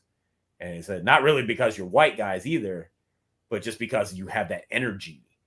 And so when they saw us do the songs live, then they appreciated the records more, because they're like, oh, okay, now we kind of get it. And so I think the live show is a key component, the performance, and people really bringing it. And you know, we're talking about, yeah, right, you know, and we're talking about guys that are masters at this too, that came up in the days when you couldn't be whack on stage. Mm-hmm. You couldn't be whack on stage, man. You had to bring that shit and bring it for real. And so like with them as the OGs and the kind of, you know, the hip hop gods, they're the the glue that's going to hold this thing together. It's going to give our newer acts, newer artists, the younger guys, give them something to live up to and work up to, and a little bit of school or whatever, and mentorship. Yeah, and mentorship. Yes, that's the word I was looking for. Thank you. Yeah, that's what that's why I enjoy about being on the label too a lot, is the mentorship. Yes. It's always fun, hearing from you or Chuck. It just like that inspires me. I'm like, okay, yeah, I'm on the right track. Let me get in here in this yo and put together some more heat. But it's finna start getting warm too, so we may need to start thinking about something. Yeah. What if like I just had a thought in my head. It's just a random sporadic thought, but like I don't know, like what if we could like had like shoot a video of our performance like as a package deal, like, and then try to shop it around. Yeah. Build the Spit Slam label group package, but we don't have to be performing in front of anybody, but maybe just have a spot, and then we just shoot to show the promoters what we're working with and what they're gonna get. Sure. If they book the Spit Slam label group, I think that would be a good marketing tool to kind of get us on some stages. Yeah, no, it is. And the other thing too is we're also kind of hoping to piggyback the lesser known artists or the real indie niche artists, that are, you have an audience in Memphis, but maybe people in Philly don't really know who you are yet. Correct. Mm-hmm. But we're going to try to like use the names that we have. But use Stetsasonic, use Tough Crew, use the B-Boys or whatever, use them as the draw, and then package you guys in with it. So it's like, okay, so you get Stetsasonic, but then you also get Memphis Jelks, Black Medine, something like that, or Tough Crew, or you get these guys. I was talking to Too Tough, and Too Tough's always moving and shaking and trying to come up with the next thing while he's working on music. Shout out to Too Tough and Tough Crew. They've got a new album coming out this year. Their first album since 92 or something like that, 91, 92. So, nice. Yeah, and I've heard it, and it's, man, they haven't lost a step. It's crazy. It's dope. And I hear it. Yeah, it's dope, man. So that's the other thing. It's like, Too Tough was like, hey, we need a Spit Slam show. He goes, I have possible venues, man. And so it's just a matter of, if we figure it out, can we get you guys a little bit of scratch so that you can get up, make the trip and get up and do the show, and then it's all promotion from there. Not only do you get to show, present your craft to an audience, we can also capture that and show the rest of the world, like, look, this is what we have. We have this. We've got professionals that know how to do this. I think we would take it to the next level with that. That'll be where it is, because man, and then like by us learning too, getting that mentorship from the Daddy O's and you and the Mr. Chucks, man, come on, man, I'll be blazing stages, man. They wouldn't know what hell. Yeah, man, it's tough. It's tough doing this from a position where it's about love first, because we don't have the big financial backers, but we're working on it. We're working on it, and I think money.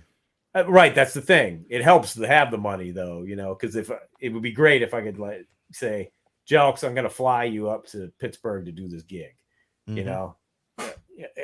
Right now I'd be like, Jelks, it's coming. Can I throw you some gas money to drive up here? So that kind of thing. But the good part about that is I've been blessed enough to have a situation to where I'm financially secure. Yes. So right. I'm doing it for the love. Like I would hop on a plane, if I had to, I would hop on a plane and come up there. Like boom. Yeah, like, man. So or drive. I would fill up the tank and drive up there. Like I could do it. Thank God, thankfully, grateful. Yeah. Not trying to, you know, brag or anything, but No, not at all. I've like, you know, that's not an issue for me. Yeah, no, that's Yeah. that's great. But that's the thing, and see, you get it, Jelks. You understand, and that's why you fit within the label, you know, within what we're building here, because you understand it. You understand this. A lot of people, and even the old school guys, some of them, they started their career in a situation where they got signed to, it might have been an independent, but it was distributed by a major label. Mm-hmm. So they had stuff, all they had to do was show up, write rhymes, you know. Then they had a management, so they went on tour, and they got called, okay, show up, shoot the video. Hey, shout out to Let's Unpack This in the house. What's up? Let's unpack this. What's up? What's up? What's up? Yeah. So, no, I was gonna say they were used to that situation. When they got dropped, they didn't really know what to do. Mm-hmm. You know, and so the guys that we've been working with, they've been in the trenches, but they also know what they have. You know, they know what the expectations are now. You know, they don't have any delusions of grandeur. You know, like, oh, I'm gonna put this record out on Spit Slam, and we're gonna go, you know, immediately jump on a plane and go on tour and, you know, make millions of dollars. Quadruple platinum, baby. Yeah, exactly, right? Gotta get all that title money, and yeah, no, that's not what this is. And so, I've always been, when Chuck and I talk to people about when they approach us about doing records on the label, we always tell them first off, the first thing we tell them is what it's not. Okay, this is what the label is not. And if they're still interested, then then we continue the conversation, like, okay, well, this is what we do. And for a lot of these guys, they're grinding on their own, they're doing the music on their own, and it's attractive to them because then they're not totally alone, because then they're in a situation with like-minded artists that are doing similar types of music, that are in the same situation, the same boat, basically. And it's like, okay, at least I have a little bit of support. And that's kind of the nice thing for those that get it. You know, it's I gotta tell you, man, we had an artist that came to Chuck early on and wanted to put a record out, and Chuck called me and he's like, what do you think? I'm like, I don't think we can meet their expectations, honestly. and we politely declined and said, look, you'd probably be better off if you went with another situation. Now we're a little better equipped. And so if that opportunity ever comes back, which it might possibly, this time we'll be like, okay, what are you thinking? And we can have that conversation. But at the time, man, it was like, it was still early. You know, I think it was only a year in, maybe 2 years in, or a year and a half in. And Chuck's like, yeah, so-and-so came with us and he wants to release his record through Spit Slam. I'm like, oh, dude, I don't think we should, because I don't want to piss this guy off. That was the main thing. I don't want to let him down, you know, because at the time he had high expectations. He may have. We didn't get that far. And that was the thing. It was like, this is somebody that I would love to work with, and he would be a benefit for the label. But where we are at this point in time, we're not ready to be able to support his album and give it the support that it needs, you know. And so we were very upfront and honest about it. And we told him that, Chuck told him that. It was like, we're not quite ready yet. We're not ready for you yet, bro. But if you ever want to come back, give us a little bit of time. We'll get it figured out. And now I think we're in a better place that if that opportunity arises again, I think we could do it. Awesome. Yeah. So I want to open up the phone lines. If anybody wants to call in, man, we would love to hear from y'all, man. 901-410-0123. Uh-oh. The phone lines are open. This could be dangerous. This could be dangerous. We might have to kick people out. We might have to kick people off the phone. Like, get out of here. Say hello to my little friend. Oh, there you go. Yo, man, you got the sound effects on lock, bro. Man, I'm trying, but I'm trying not to do it too much too. It's a balance. I gotta try to find out a balance. But hold up. I got this one that y'all gotta hear though. This Okay. one right here. This my favorite shit right here. Okay. The is that? I'm dying in this fucking country ass up town. Flying in my mouth. That I can't see pollen. Let's get the out of this country, motherfucker. That's my shit right there.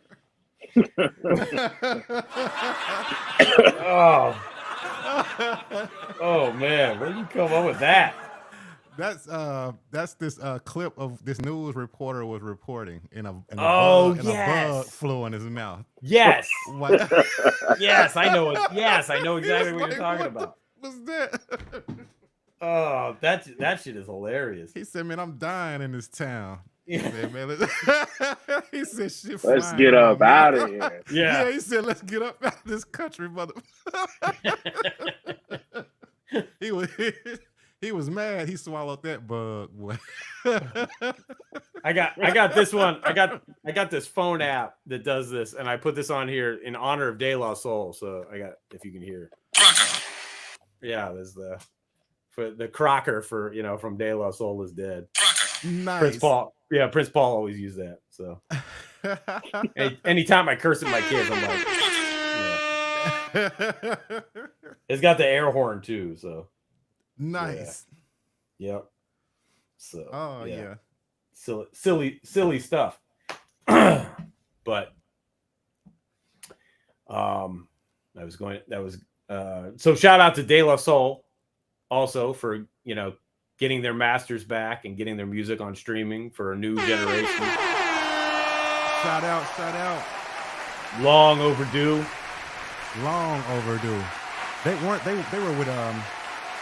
They were with Tommy Boy, weren't they? Yeah. I feel like Tommy Boy should have had let them, they did their just due. They made enough. Tommy Boy had made enough money and stuff. Man, they could have treated them better. And then I hate that that one of them passed. Yeah, Dave. Yeah, like right after they just kind of won that fight. Yep. Man. Rest in peace to Trugoy, the Dove. Rest in peace. Yeah.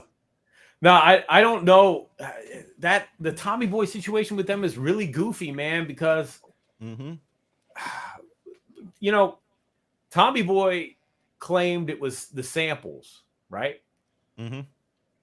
Okay, they kept it out off streaming or whatever. Man, Paul's Boutique's been on streaming for a long time, and that's got hella samples. Wow. I don't know, I don't get it. I don't either. Some weird stuff. We may never know what it was. I don't know if they'll ever want to say, but like something wasn't adding up about that whole thing. It just didn't make a lot of sense to me. But the Tommy Boy catalog got sold to Reservoir Music, and Reservoir was very open to working out, De La getting access to their masters again. And unfortunately, it's great, right? It's great that it's out there now, and this new generation of kids and music fans can hear this music. Unfortunately, they had to go back in and rework some of the samples here and there. Not a lot, but I know that they had to re-record some stuff, which is a shame. And that's a whole other thing that I could go on a hour-long tirade about sampling and protecting sampled music and yada, yada, yada. But at least The De I'm La sorry. Soul catalog is out there. Go ahead. What were you saying? Yep, I'm so glad, man, because De La Soul was like one of the first groups that in hip hop that I, that made me gravitate toward hip Yeah, hop. Like man. me, myself, and I. True When originals. I saw that video, I was just like, yo, I gotta figure out a way that I can do this. Right. Craft. Right. That's some of the dopest shit ever, man. Yep. They make it look so easy, but it's not. Oh, When you try, you just, I don't know. I started off, I sucked. Bro, we all did. We were all At terrible. first. It's all good. But they made it look so easy. I'm like, okay, if I just keep trying, Yep. Yeah, but exactly. what was I about to say? It was something about the labels and stuff with De La Soul.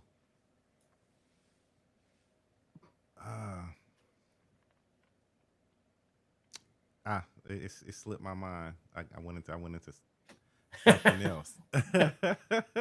Okay, it's all good. But yeah, no, I'm glad they were able to kind of reach an agreement, get their music out, and they're reissuing stuff. Yeah, hip hop is a interesting beast because of remember when a lot of these seminal records were recorded, there weren't sample laws, and it was kind of the Wild West of all that stuff. And contracts were, kind of goofy. You all hear all these stories about all these artists that are like, oh yeah, we recorded this record and they gave us, some weed and some beers and stuff to do the record. It was like, oh, okay. That's what I wanted to touch on. That's what I wanted to touch on. Oh, okay. The contract, no sampling. So, sampling, yeah. Yeah, because I sampled a song, right, and then I loaded the song up to TikTok. Okay. Well, TikTok caught it. TikTok really? Caught the sample. But I loaded it up to YouTube. What else? YouTube, Facebook. None of them caught it. None of them caught the sample. So I just wonder why. I wonder how one of them were able to catch it and all the rest of them haven't. And then I was wondering, like, if I release that song commercially, is iTunes and Spotify and stuff gonna catch it? I don't know. Before it comes out. Was it really obvious? Yeah, I mean it's obvious. Okay. Well then, yeah, then it might be entire instrumental. Oh, basically. Well then, yes. Okay, yes. But I just and I kind of added my own like stuff on top of it. So right. I kind of like hid it to the background just a little bit, but then added my own stuff on top. So it seemed like it got through on all the rest of the things. But it makes me wonder, should I put the record out commercially? Because I didn't put it out like Spotify, iTunes, and stuff like that. It's just on my Bandcamp page. You might want to do a remix there, Jelks. I don't know. You think so? Y'all think so? I don't know. I'd have to hear it. It's that Valentine record that I have been pushing for a while. Oh yeah. That was the one, and TikTok caught it, huh? TikTok caught it. Yep. Huh. But it's doing a lot of numbers though. It's people love that record. They were sharing it with. I got a lot of texts and stuff where people were sharing it with their Valentines and stuff because I was pushing it like Valentine's Day single. Yo, man, you ain't got to worry until the major labels come calling. That's what I was thinking. Yeah, maybe. But I kind of want to see, if I can get it streaming, on Spotify and stuff. But if they do, then I don't know if they. By the time I always said, if they were to come to me, I must be in a good position. Yeah, you're doing all right. Yeah, you're doing pretty well. If they've heard it and they're coming knocking on the door, you're making some noise. I want to tell you something. There is and I try not to sample snitch, so I'm not going to call out the artist. I'm not going to call out any of that stuff, but I'm going to tell you about an independent record that originally came out in the late 90s. It was an underground hip hop record, and it was made by an artist who was once signed to a major label. They got dropped from the label, and some terrible personal tragedies befell him, and so he went underground, and to work through all that stuff he started recording music. and he put out this record that became slowly became a cult underground hip hop thing. And then in the early 2000s, he blew up again through doing stuff with Adult Swim and yada yada yada. You can kind of figure that out who I'm talking about. But anyway, his record that he put out in the late 90s, it's it's got hella samples, hella recognizable samples by like some pretty big artists. Some obvious. And I'm telling you, there is no way in hell he ever cleared any of those things. And that record has been in print. They keep repressing it. Wow. Yo, man. I don't know. I don't know how he. It's all about who yells the loudest. That's it.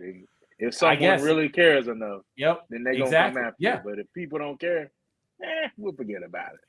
But I think it's one of those things where it's just underground enough that people don't know. Yeah. Or the people that would be concerned, they don't know. They don't know about it. So, but the heads know, and man, it's a crazy record. It's an ill record. And luckily I got hip to it early, and I was like, this is so-and-so. Okay. Yeah. This shit is nuts.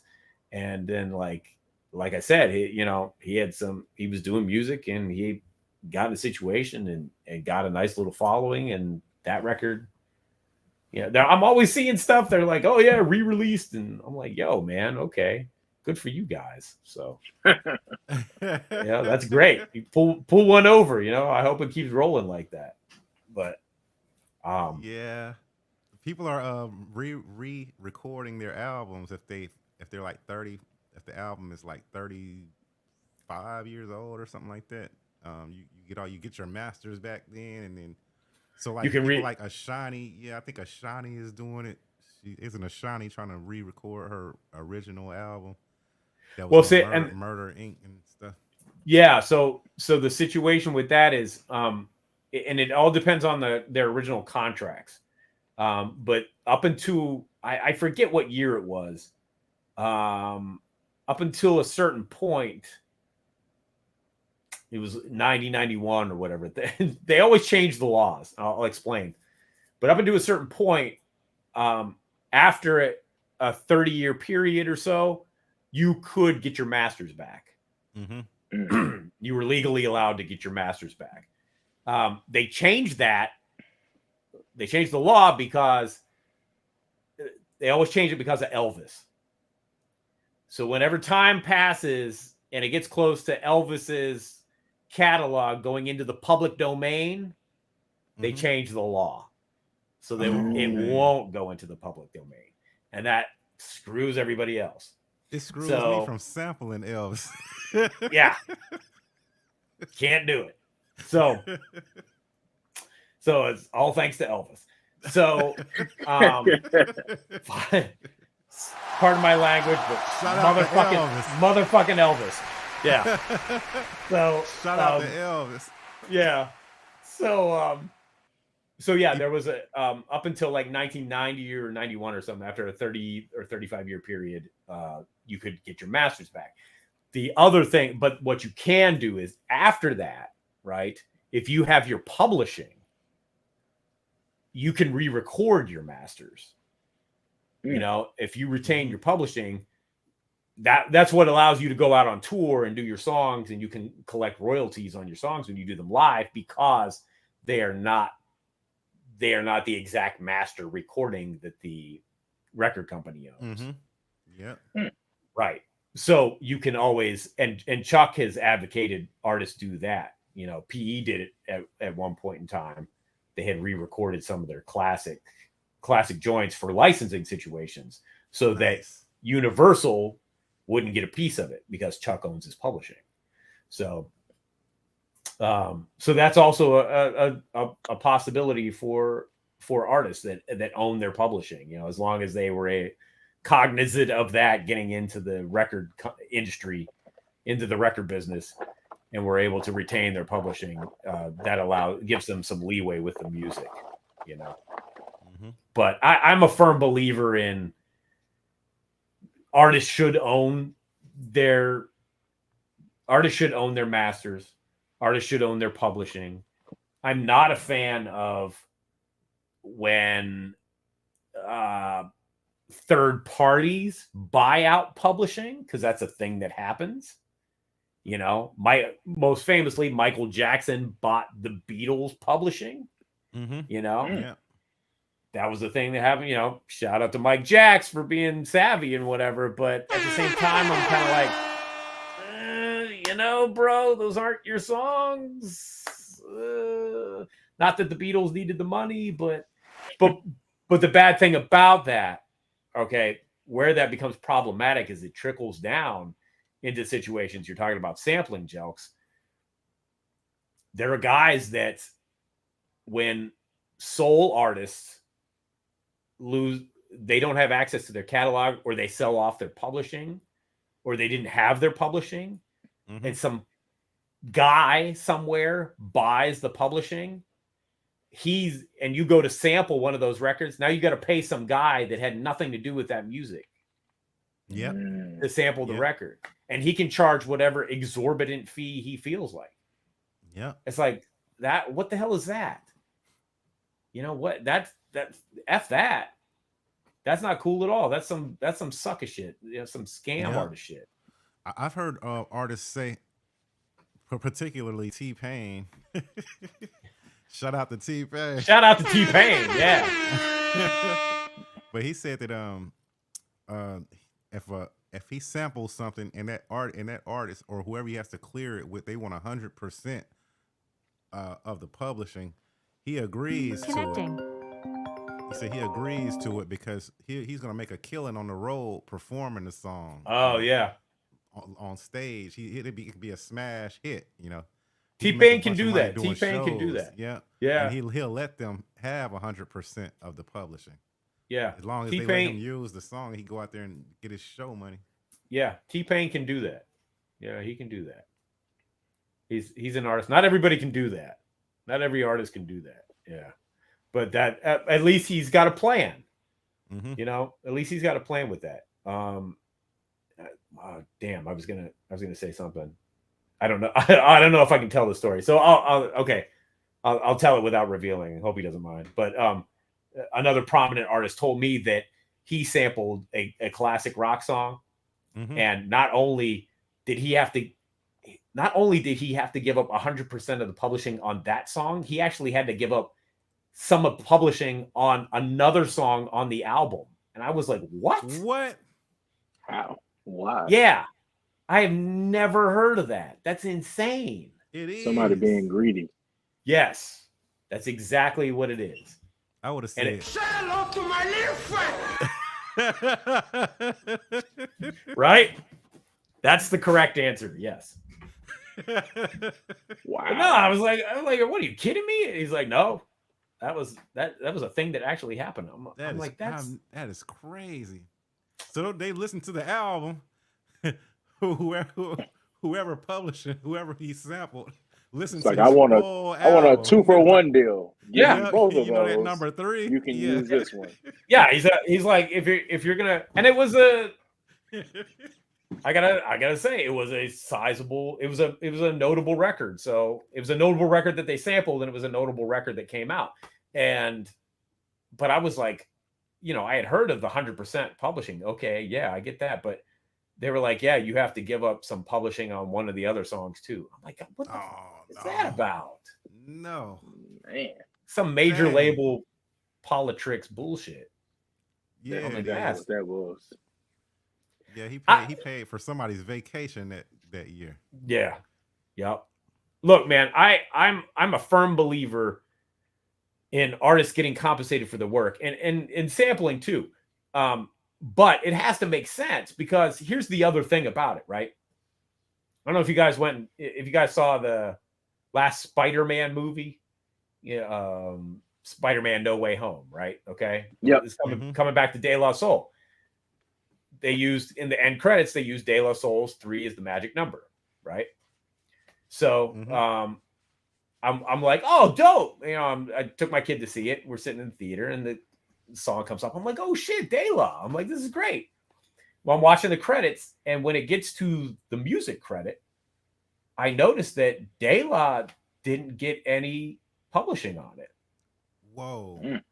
And I'm like, what's that? That's not cool. That's not cool at all. And so here's a situation. This is why sampling laws are crazy and out of control. Okay, yeah, the original artist should get a piece of that. Sure, right? Okay, I'm cool with that. I understand that. However, if De La didn't sample that and make the new record, you'd be getting nothing. This record wouldn't exist. You know? Yeah, he bought a house of generational wealth. Yes. Yeah. Damn straight. Damn straight, Ripley Lag. Yes. So that's what I'm saying. If the hip hop artists or whatever, you know, electronic artists, whatever, whoever's doing sampling, if the sampling artist doesn't sample it in the first place, it doesn't exist and you're not making anything. Right, exactly. I thought that too. You know, when I was thinking about samples and stuff, I was like, man, there wouldn't be another song had that person not admired your work so much to where it inspired them to make something totally different out of take it Exactly. and flip it. But exactly. I do feel like, you know, the original artist should get some percentage, but don't get greedy and say I want 100%. Yeah. No, exactly. And I want some of your other song too, because I like that one too. And while I'm Let me here, get all you of know, that. and while I'm here, yeah. Yeah, let me get the kitchen sink. I want the kitchen sink. Yeah, break me off a piece of track 3 while I'm at it. It's like, come on.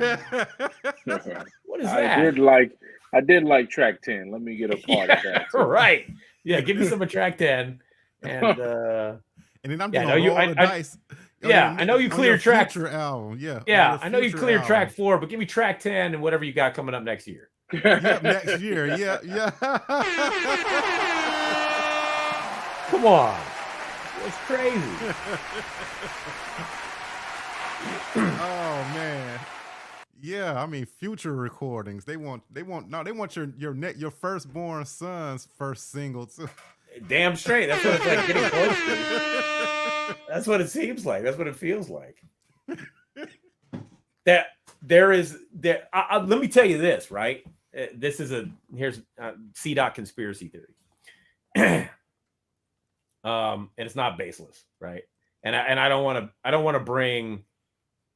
It's not that I'm going to bring it anyway. If sampling wasn't popularized by hip hop, I don't think the laws would be what they are. If sampling was some major label white boy rock shit, if it would have started there, I think the laws would be a lot different. I'm just saying. Just putting it out there. I agree. Yeah. I agree. Yeah. Just saying.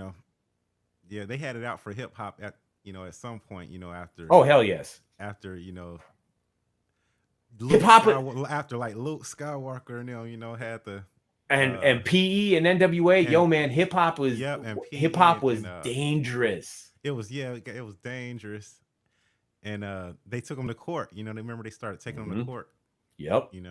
Dolores banning Tucker records. All them. Yeah. Yo, man, look, 2 Live Crew got arrested for doing a song, and I don't even remember what song it was. They got arrested in Broward County for performing live. You can probably close your eyes and pick the song that they. Yeah, right. Exactly. It doesn't really matter. Exactly. Shout out to Luke. Yeah. Yeah, remember you guys see CB4, Chris Rock? Yeah, CB4, yeah. Yeah, they get arrested for doing Sweat on My Balls. Yeah. Yeah. That's some real shit. Yeah. Yep. Yeah, they got that off of the way they really used to do artists like that. Yep. Yeah, for NWA doing Fuck the Police, I think in Detroit, it was. They got arrested. Yeah. Yeah. Yep. I remember I was in Atlanta one summer and they came down to Atlanta and like it was all on the news and stuff saying that if they curse and all that kind of stuff that they're going to take them to jail and all this. Yeah. Yep. So it was man. Else. Taking it back to 2 Live Crew, I remember the guy there was a guy in Florida or something that got arrested for selling their album. Oh my goodness. Yeah, I he got remember a that too. Yeah, the guy that ran a record store and he sold an album. I think it was to undercover Gestapo and got arrested. That's some Goodness serious Nazi shit. They had to, had it out for them. I mean, for hip hop, period. They did, yes. They had never seen anything like that before, where people are expressing themselves the way that they are and stuff, and they're using curse words and stuff. And then, like you said, then they were like, well, how can we hurt it? Well, they're taking old records and they're sampling. They're taking little bits and pieces from old records. If we can stop them from doing that, or make that, or what do you call it? What's the word I'm looking for? Marginalize. Yeah. That. Yeah, then you'll marginalize them as a whole, because they wouldn't have nowhere to go, because that's what their bread and butter is. So you're right. Yep, you're right. That's what happened. Yeah, if it was any other genre, they wouldn't have cared. But it's just Hip hop was grabbing its balls and telling them fuck. Well, that was the thing, man. It was like, yo, you remember how fast? See, people that don't know, people that, they're not our age, right? They're coming up, they've forgotten. Yeah. But I try to, part of my show, the importance of my show is like, or not the importance, but the whole reason I do my show is so these stories are told, and we have an archive of these stories somewhere. So people don't remember how fast from 87, 88 to 90, how fast it changed in that 2-year period. They don't. For example, and it's so goofy how they're trying to rewrite this history, right? In 88, you had PE, and you had Nation of Millions, and you had NWA, you had Straight Outta Compton, and a plethora of other amazing albums, right? But we're going to focus on those two right there, okay? Those two albums, right? By 1990, you had PE's next record, which was Fear of a Black Planet, all right? And Ice Cube had left NWA, and he had America's Most Wanted, right? Correct. And this was before SoundScan, because I think SoundScan started in like 91 or whatever. PE went platinum in a week.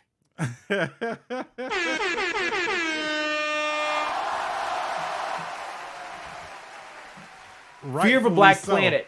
Fear of a Black Planet went platinum in a week. But it was before SoundScan, so it's like, they're like, whatever. But and then America's Most Wanted came out like a month or two later. Again, went platinum crazy fast. And this is but the importance of this is these are, it's Fear of a Black Planet. America's Most Wanted. Yep. These are dangerous records. With and they're not going with 3 Ks in it. Oh. Yes. And these are records, and it's dangerous for two reasons, because it's talking about what's going on in the Black community, and it's also offering possible solutions to stop it from happening in the Black community, right? Knowledge of self. How can we progress out of these situations? Racism and drugs and how we have to break this cycle. And we can rise as a people, right? But the other thing that happened, because these records are going platinum in a week, is that young white kids are buying these albums. I was one of them. First day, Fear of a Black Planet was out. I was beeline to the store. Okay, so it's coming to the suburbs now. It's coming to the white suburbs and shit. And I remember my mom was cool. My mom was super cool about the whole hip hop stuff. She would take me to rap shows and stuff. And but my dad was like, he was working all the time, so he had no idea what was going on or whatever. And I remember he came home, and the Pittsburgh newspaper, the Post Gazette, I think it was, or whatever, had this big headline on the front page. It said, "Is rap dangerous?" or something like it was something like that, right? Oh wow. Yeah, because America's Most Wanted had come out and sold a shit ton of records, went platinum right away. Yeah. And so gangster rap, blah blah blah, and it made the newspaper. And my dad's like, knew I was into rap. He hated rap, couldn't stand it. He knew I was into it. And I remember him he came home early that day because he used to work all the time. He's like, "David, are you listening to these albums?" And I'm like, "Yeah." So he's like, and then he's like, "Suzanne," to my mom, "Suzanne, have you heard any of this stuff?" And she goes, "Yeah, I've heard some of it." And so then my dad's like, something like, I don't remember what he said, but basically like, "Mom, listen to this, Suzanne, listen to this shit. What is our kid listening to?" She goes, "All right." She goes, "You got the Ice Cube." And I had the album, but I also had the single, the America's Most Wanted single.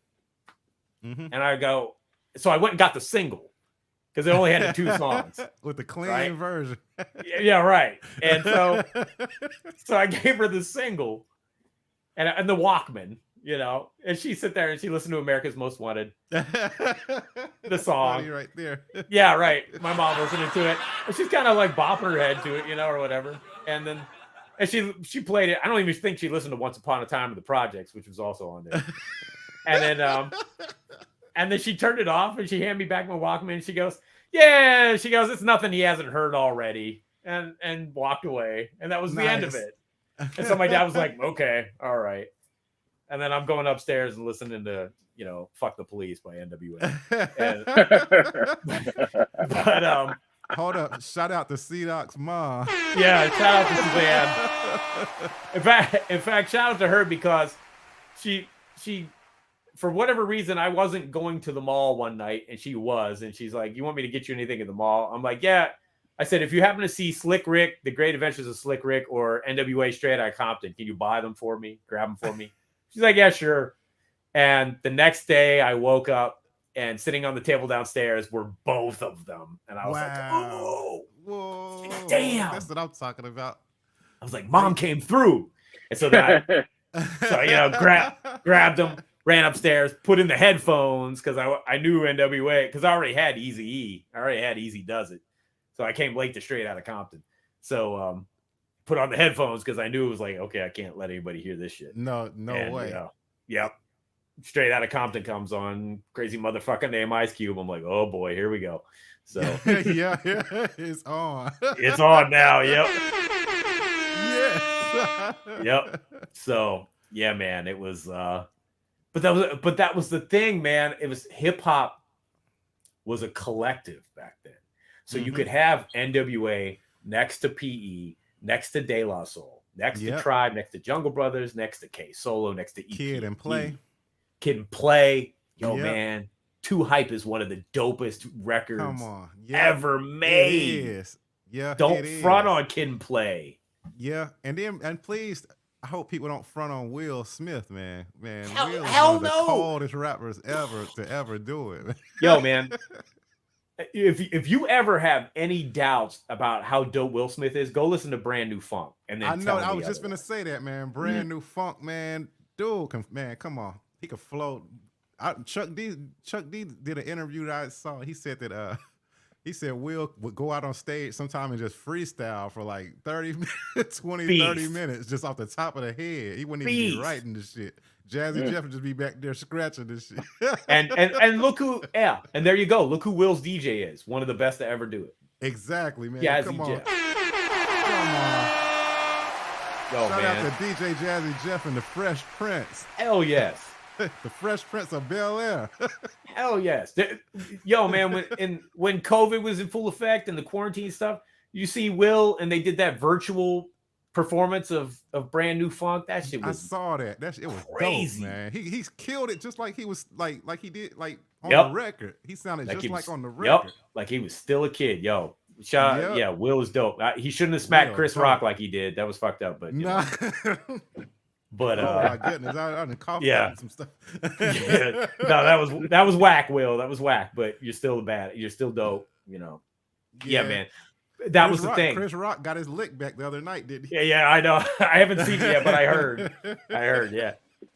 Yeah, he got his lick back. But you know, hip hop was a collective. It was a collective, and it was a force to be reckoned with, and it was bringing knowledge of self to people, and it was bringing information to the suburbs, to impressionable white kids that weren't learning this stuff. We weren't getting it from school, and it was dangerous, and so they had to start undercutting it however they possibly could. And I have another theory, and I'm sure it's very unpopular, and it's not his fault. Okay, I want to make that clear. First and foremost, it's not his fault, but Dr. Dre's The Chronic was the beginning of the end, because I gotta hear this one, because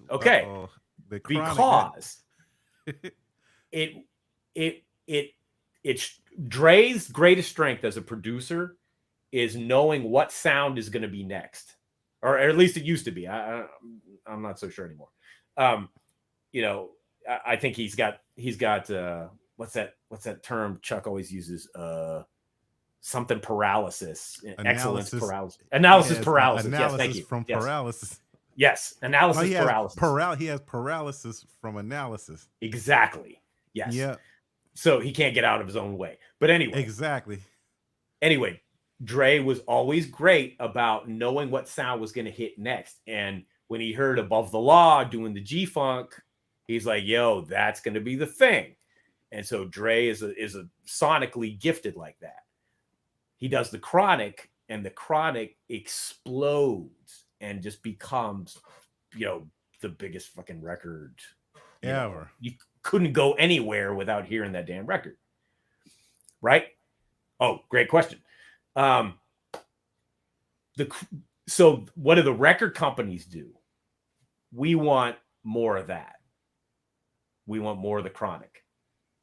And so then they start signing any artist that was going to do anything like that. And pushing other artists towards that. Mm-hmm. And they start funneling money. There's nothing wrong with gangster I see rap. where you're going with this. Yeah. Now. Yeah. I see where at first I was like, oh, The Chronic. That's a right. No. It's nothing. Are we sure we want to? No. It's nothing against The Chronic. It's nothing against that. It's nothing against The Chronic. But the focus, all the money and the funneling all the attention towards gangster rap in general and the negative aspects of it. Media started latching on to the negative aspects of it. The gang affiliation, because behind Death Row you have Suge Knight, and Suge's not exactly the most upstanding dude in the room. So they start pushing that narrative, and so the balance was lost. Hip hop was kind of, they had the majors, because the majors were okay. Yeah, we can make some money off of this, but it was self-regulated up until that point. Mm-hmm. Because a perfect example, right? You guys remember Divine Styler he was down with Rhyme Syndicate? I do. I remember. Okay. Divine Styler. So he put out a little younger than us. Okay, yeah.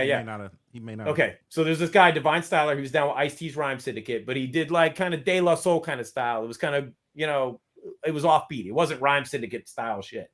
Okay. He did a second album for Warner Brothers that was the most left field, far out shit. Like nobody knew what the hell it was. And it flopped immediately. It was just like, no, not the flop. Oh yeah, dude, it was just so bugged. Like I remember buying it because I liked his first stuff, and then I heard it and I was like, what the hell? And yeah, exactly. Oh man. Right. But I read in an interview where Divine Styler, they were like, how did you get to make this record, this very experimental, far out record? He's like, Warner Brothers didn't care. They didn't know what I was doing. They had no interest in it whatsoever. They know I had a record contract to fulfill. and do your thing. They didn't have an interest in it. And that was before the Chronic hit. The major labels didn't really pay attention. They were letting artists do their thing as long as it wasn't costing them any kind of exorbitant money. As long as they were making some kind of return on it, they didn't care. They didn't care what the artist was doing. So hip hop was self-regulating up until that point. And then when the Chronic made a ton of money, now they had a blueprint. Yeah, they had a blueprint. That gave them a blueprint. And and they've been going by that blueprint ever since. It's like, you know, it's like applying for a job, and they have the the job description right here, and then they're looking at you as an artist and say, do you fit this job description? Yeah. And if you don't, you're not getting hired. Yeah. Yeah. Exactly. Yeah. And it wasn't anything. And from a business perspective, I understand it, right? I get it, because you want this made a lot of money. We want to make a lot of money. Yeah, I just get want to that. sell records. Yeah, make a lot of right. money. Right. But at the same time, unfortunately, the bad side effect is that groups like De La Soul, groups like Public Enemy, they're not getting the same kind of shine or attention anymore. Correct. You know, and that's where the balance goes all out of whack. Everything gets real gangster for a long time. You know, it's not the only music being made, but it's the only music that's in the conversation. It's the only music that has a machine behind it. Yep. And then they didn't take into well, they probably didn't care, but that led to a cultural change also. Not just a musical change. That changed the culture also. It did. For the worse. Because now it's like it got tougher and tougher. You had to be badder and badder. Then you had to outsell more drugs than this one, and this one got to outsell more drugs than that one. Now you have to you got to do more drugs than that one, and he gonna do more drugs than you.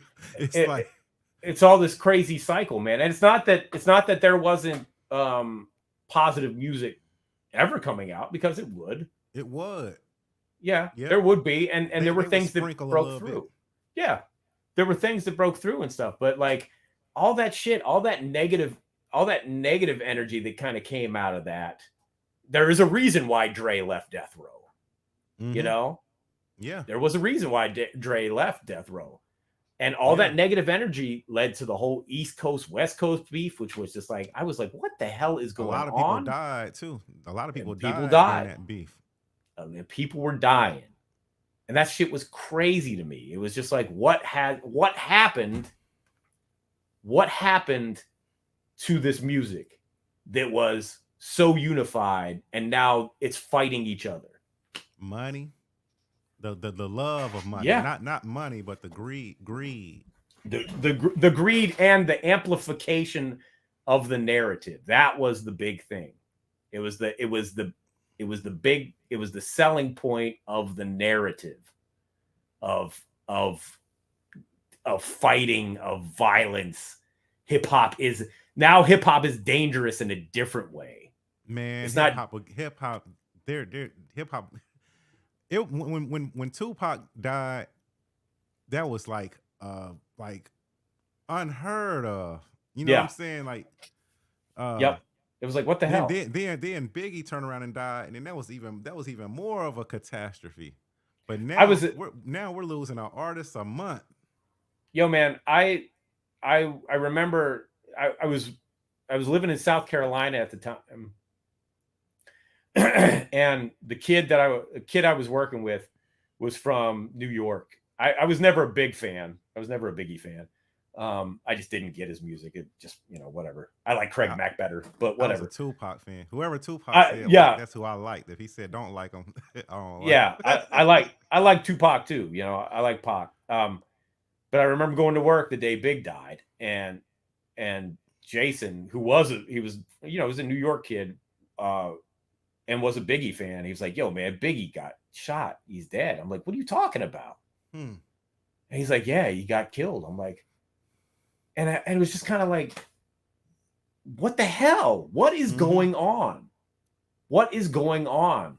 Because I was there. I was listening to this music. I got into this music when all these groups were able to tour together and were East Coast, West Coast. They were rolling together. They were a force to be reckoned with. And now dudes are getting shot over this shit. What the hell is going on? And yeah, man, it was just like, and that was the new narrative. That was the new narrative. And I you know, that was another way to just knock hip hop down a peg, you know, or keep control of it or something. From a label perspective, can C-Doc speak on the rise and fall of Luther Campbell and Two Live Crew? You know what? I would love to have Luke on my show because I would love to hear the story. Yeah, that would be awesome. Yeah. You know, though, unfortunately, from what I know, right, which I don't know a whole lot about it, but it's what I can surmise. Luke was one of those guys that they had a meteoric rise. You know, they came up very quickly. Because the first album was 86, I think Somewhere first Two Live Crew was like 86. When I first heard it, I said, I thought like, who allowed them to say this stuff? Oh yeah, it was bugged, man. They had to have permission. Right. It was like, wow, people say this on records? Really? You can say this? And like, who let him do it? Who let them do that? Yeah. And then I got into them on the second record. I got into them on Move Something. So I had Move Something, and then they had As Nasty as They Want to Be and As Clean as They Want to Be too. You know, he knew what he had to do. Which by the way, another slightly controversial opinion. I like the clean version of that album better than the nasty version. That's me. I think it's a better, more compact listen, you know, because the nasty version was like a 2-record set. The clean version was just 1 record. And it has a song on it that's not on the nasty version, which is really dope. Dope. I think it's City of Boom, I think. Yeah. Okay. Which is a super dope Two Live Crew joint. I'm like, wow, this is like, it's like my favorite record on there. It's not on the nasty version. Okay. But so they had this meteoric rise that happened very quickly, and they were notorious. They were saying shit. It was party. It was club culture. Again, they were bringing club culture and adult music. This was nothing new because if you go back to Dolomite and comedy records, they were saying that kind of shit on these comedy records. Yeah. But it was becoming more accessible. And again, it was, yo, man, you got to blame it on the fucking white kids, the suburban white kids, and parents getting pissed. I'm just saying, man. It was me and my friends buying the Two Live Crew albums because of this crazy shit they were saying. It's our fault. I'm sorry. I apologize. I'm so sorry. I didn't mean to fuck everything up. It was getting out to suburbia because the PMRC was already in effect, Tipper Gore and all that shit. And, and then they started, you got to put the explicit label stickers on, yada, yada, yada. Okay. But then we're talking about Florida now, and this was before Ron DeSantis. So this shit's been going on in Florida for a long time. Yeah, Florida. Shout out to Florida. Shout out to Florida. You guys get some fucked up lawmakers down there. But it became a free speech issue and a lot of legal entanglements. Luke was spending a lot of money to get, legal things resolved. These were serious free speech, First Amendment issues that he was dealing with, like, single-handedly. Like hip hop was at the front of this war on free speech. It was about censorship and all was that. And Luke unwittingly became the poster boy. So a lot of legal battles, a lot of stuff like that. Coming out of that, so he's putting all this money into fighting these legal battles. And of course, sound starts changing. Hip hop is always changing, always evolving. And he's built this label and he's still trying to expand. Well, these projects aren't doing what they thought they were going to do. And basically he ended up having to it got to a point where he's kind of, I think anyway, he's kind of bleeding money, and he had to sell off the catalog, to Little Joe Records or whatever it was. So it was kind of a thing where he was of the moment. He had to fight all these legal battles, and then the moment was gone. I mean, he was still doing records and still putting records out, and some really interesting stuff, man. Shout out to Luke and Skywalker Records. Oh yeah, that too. I forgot. He got sued by Lucasfilm for the Skywalker record things. I remember that. Yeah, they Yep. made him change the name and everything. Yep, he had to change it to Luke Records. And so, it was Luke Skywalker Records. Then it was Skywalker Records. Then it was Luke Records. And so he had to settle all these lawsuits and all these legal fees and things like that. And he was still trying to put out these interesting records. And he gave Griff a platform. Griff left PE, and he signed to Luke Records and put out 3 albums. He had H-Town. Yep. He had Poison Clan, which was JT Money, and he was putting out some eclectic stuff too, some interesting stuff. One of my favorite Luke records that they put out was this group called Home Team, and it was one of the guys from Poison Clan, and he did the first album right with JT Money, and then JT Money took Poison Clan on his own, and I can't think of dude's name, but he and his brother did this record called Home Team, and live via Saturn or something like that. It's this great little eclectic hip hop record. It's dope. It's got some dope beats and this kind of like sort of like DOS Effect style kind of like playful rhyme schemes and stuff going back and forth and shit. And so he's putting out some interesting music, but I think what it was kind of like a Def Jam situation where Def Jam was putting out a lot of stuff, but they were spending a lot of money, and then the money wasn't coming back. Yeah, and that was kind of the problem. You're shooting videos, you're not getting the returns, and by that time you got sample clearances. You got to clear all the samples. It's the war on hip hop by then. It's the war on hip hop, man. So, and you're spending money for radio play. Need we bring up payola and all that stuff? Oh my goodness, payola. In advertising, and they got to pay for advertising and stuff like that, because that was the situation that those labels were in. So even though he had distribution through Atlantic at one point, which was Warner Brothers, he got Luke up there. You spending all that money, not enough money coming in. You don't have all the hits, and hip hop is ever expanding, so there's more competition. And so much more competition, and other records are hitting here and there, and you're always trying to find the next thing. And so, eventually he ended up selling it off to Little Joe Records, which I think still the catalog resides today. But I don't think, the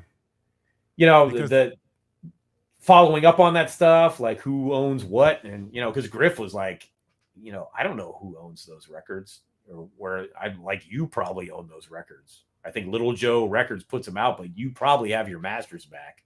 I said, have you ever gotten a check? He's like, no. I'm like, then you probably, You have to call. Griff's gonna have to call and find that stuff out himself, because nobody's gonna knock on his door and tell him. He's definitely gonna have to call them and see what's going on with it. Exactly. And this comes to another thing, another quick point I want to make about hip hop. That Chuck and I are serious advocates of, is the preservation and how do I want to say it? The preservation and curation of the music itself, because it has never been afforded this. Well, it's starting to now, but it's never been afforded the same luxury as like classic rock. Rock and roll artists, that stuff is meticulously documented and cared for, and hip hop records were for a long time seen as disposable, and that's a tragedy, because this is some incredibly important music, And I'm talking about, and I'm not even talking about the Straight Outta Comptons or the It Takes a Nation of Millions to hold us back. I'm talking about the In Full Gears, the Chubb Rock, just, the One, the Craig G. Now That's More Like It. I'm talking about all these records that were documents of the sound of a time and skills and viewpoints and outlooks. These are documents. These are, because hip hop is so direct. Summertime, right? Bill Smith, a summer can't go by without that. Without that. It's yes, exactly. And these records are, hip hop is music that is direct and focused like no other music had previously been. An artist would tell you exactly how they were feeling or what they were facing or what they were dealing with. They would put that shit out there, like straight to the point, and still in a very creative way. And that was the potency and the beauty of the music. And again, it was with record labels that just saw it as a quick buck and it was disposable. And so the curation and preservation of these records and the stories behind these records are key and so very important to myself, to Chuck. I mean, I get nerdy about this stuff. I had the 45 King on my show. Shout out to Mark. And I'm asking him all these questions about, this record, yada, yada, yada. He's like, I don't remember, dude. What are you talking about? But I'm just like, I want to know these things. I want to tell the story. I want to be able to let future generations know these stories, because it's important, man. This is a document of a culture, of a time, of a people, and a movement. And that is so key. That is so important. And you're doing a great job of it too. That's why I love your podcast. It's C-Doc again, man, because I've seen you interview the likes of like Young MC, Daddy O, Stetsa Sonic, DJ Magic Mike, Smooth B of Nice and Smooth. Yeah, that's man. He's one of my favorites. I love Smooth B. Love those guys. He's one of my favorite. Yeah, he's wild. He got a lot of crazy Bobby Brown stories he used to kick. Yeah, man. Speech from Arrested Development. That's one of my favorite artists. So dope. I grew up in a town called Ripley. On his song Tennessee, and he says past Dyersburg into Ripley. Oh yeah, wow. He's talking about our little town. Yeah, wow. We always loved that, man. A lot of That's people so say dope. I think he had family from another town over called Henning. Tennessee, and he lived in Milwaukee, but his grandmother died, so they had to come down to Henning. For her funeral. Yeah. And on the way back, he said he wrote that song. After they buried his grandmother and stuff like that, and that's where that line comes from. They had to come past Dyersburg to get into Ripley. And when he says Ripley, everybody in my town would just be like, "Yeah, he talking about us." Right? Yo, man, that is the beauty of the music, man. Like and that's what I'm saying, as a collective force that hip hop could just bring. Let me tell you something. I was in high school, in junior high and high school. I was a scrawny kid. I was short, white, skinny. Couldn't gain weight to save my life. Would just eat all the time because my metabolism was crazy. And I couldn't put on weight. There was one summer I worked out. My mom got me into a weight training program, and I worked out, and I put a little bit of muscle on. But I was skinny and small. I was short. Mm-hmm. I've always been short. And I was a nerd. I was into movies and music, and I was not a jock. And so I got picked on, man. I got, people you know, it was very easy to beat up on me. I didn't get beat up per se, but I got picked on until hip hop. When I started listening to hip hop and I made friends that were listening to hip hop, and I, full disclosure, I went to a very white high school, but there were a small group of black kids there, and they were all into the music. And when I started talking to them about it, and they knew I wasn't bullshitting, that I was into it, nobody fucked with me anymore. Nobody messed with me anymore. And that was hip hop saved my life just because of that. Yeah. Just because of that. Hip hop definitely brings people together. It brings people together for one common cause, and that's the love of the music. It's not even just the music, the culture. It's the dance, it's the break dance, and it's everything. Yeah, man. It's the art, it's the culture, it's the knowledge. You know, it's the knowledge, and it brings people together. No matter, like you said, it breaks color barriers. It brings people together that you never would thought that you would see together and stuff. Yep. Chuck, you know, we were talking the one time, he's like, yo, man, we were just talking about how much we love the music and hip hop and in general. And he was like, he goes, it's my religion. And I go, I'm like, yes, that's a perfect way to put it. I was raised Catholic, but by the end of high school, I was like, nah, this is not really, like, too many questions. So I left religion behind, and I'm spiritual in a sense, but I got out of religion because I met people. Organized religion. Yeah. Because I met people. I met my partner I was talking about, DLX, that, you know, that was the real deal or whatever. He was a Muslim at the time. And like, I'd never met a Muslim before, and he was a white kid. And I was like, wow, really? Okay. Wow. But he was a devout Muslim. I mean, like, he took that shit like really seriously.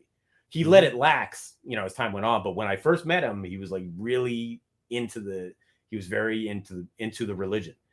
And so when we would talk religion, because I was still Catholic, and he would explain things. He was like, well, you know, we believe in this, yada, yada, yada.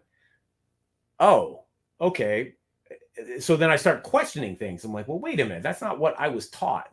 And so you start to question things, and I moved out of that. But when Chuck told me hip hop is his religion, that makes all the sense in the world to me, man. That makes all the sense in the world to me.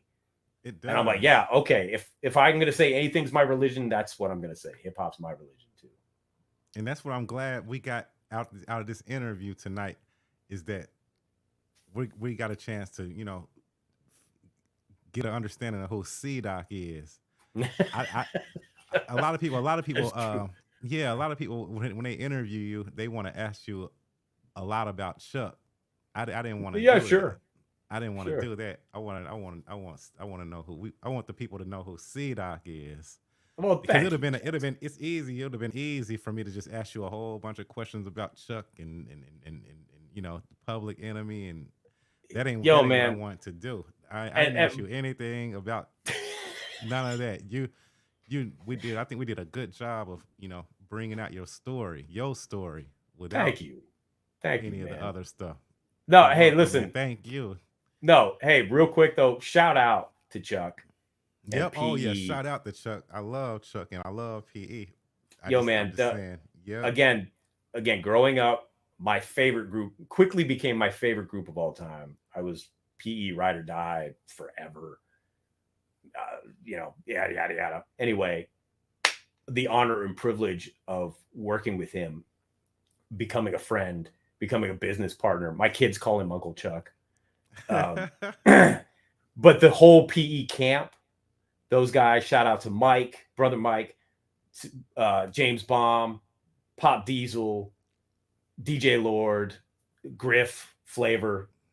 You know, once I got to work with all of them, they welcomed me into the family, man. And that was like, and the bands, Kari and Davey DMX. Yeah.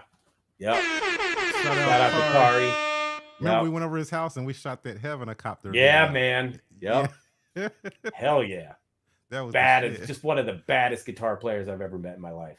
Yeah, because he took that guitar riff that was on that Heavenicopter beat, and he just picked up his guitar and immediately started playing along to it. Like he didn't even have to think about it. I was Nope. like, the fuck out of here.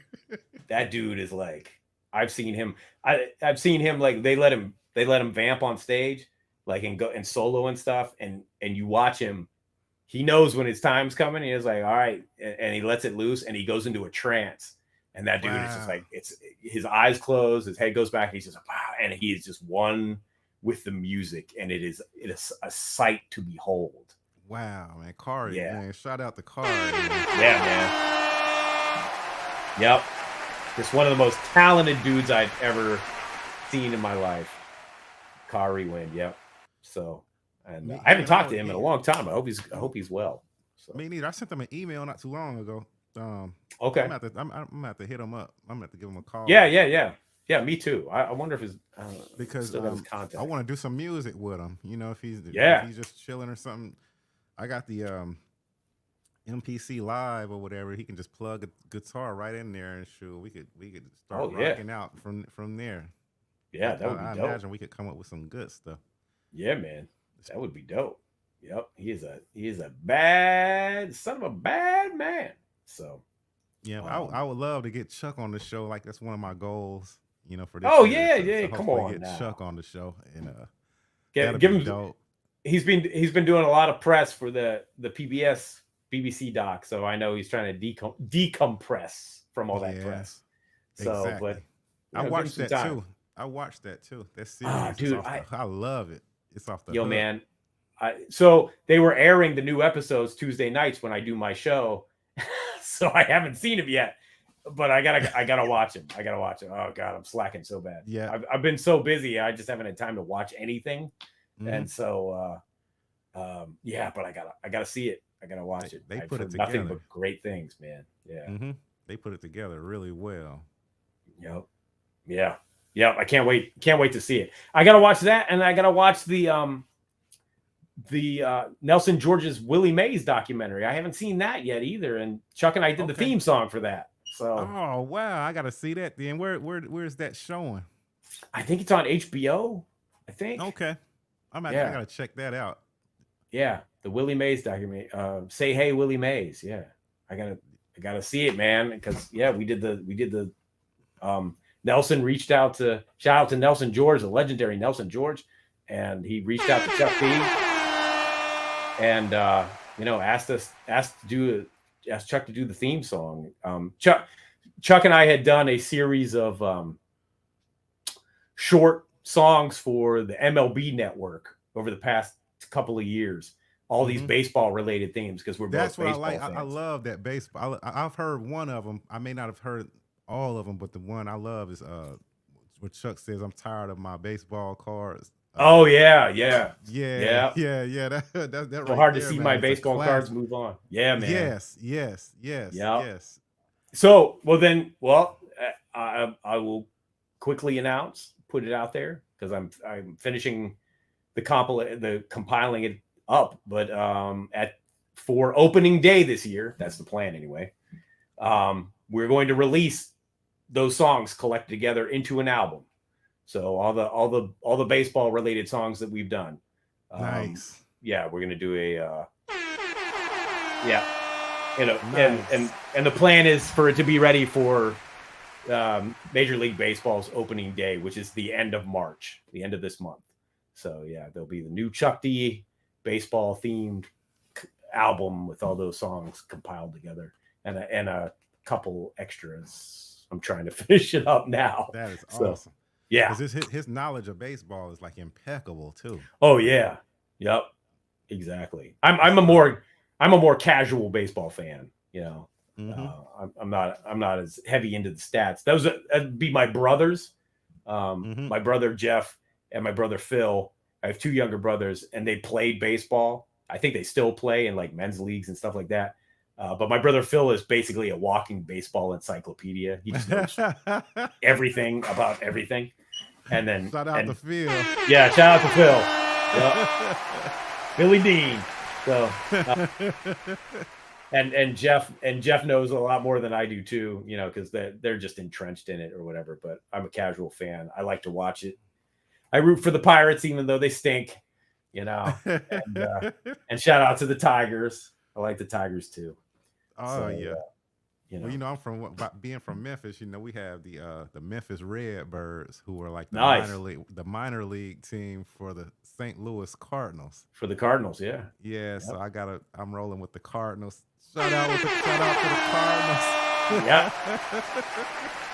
Yep. I hate the Cardinals, but that's all good. You know, they're division rivals of ours, so you know it's all good. Yeah.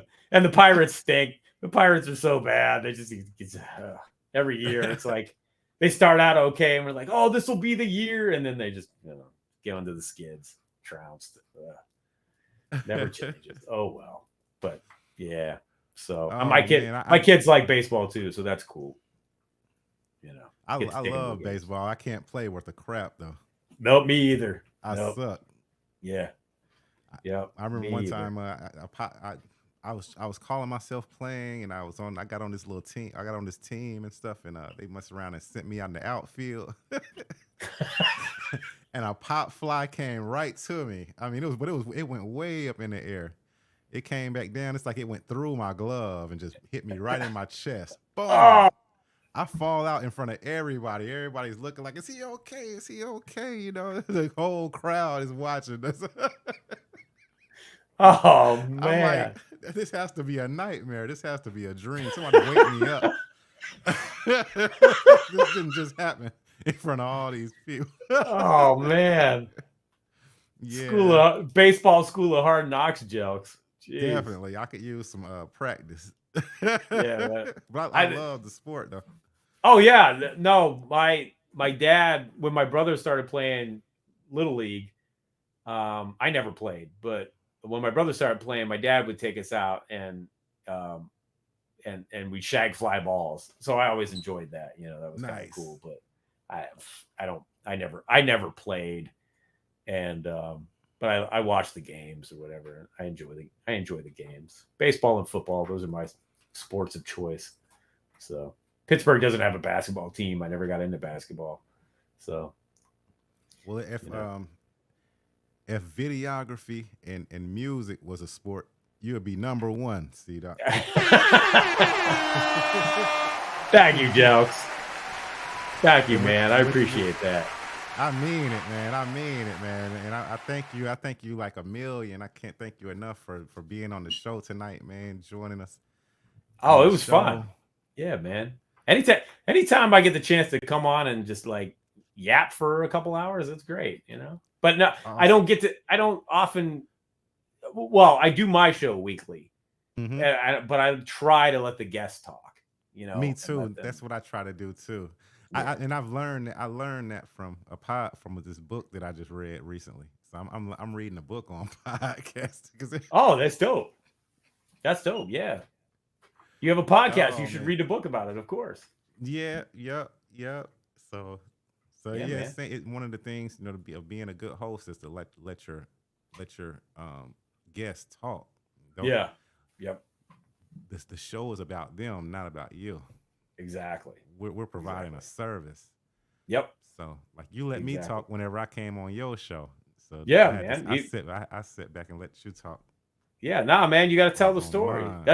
That's why you're there, to tell your story. And I love talking hip hop, man. I love recounting stories. I love hearing the stories. I love hearing about how records were made, or what artists did, or just crazy shit that happened, or just like I'm interested in the technical side of it too.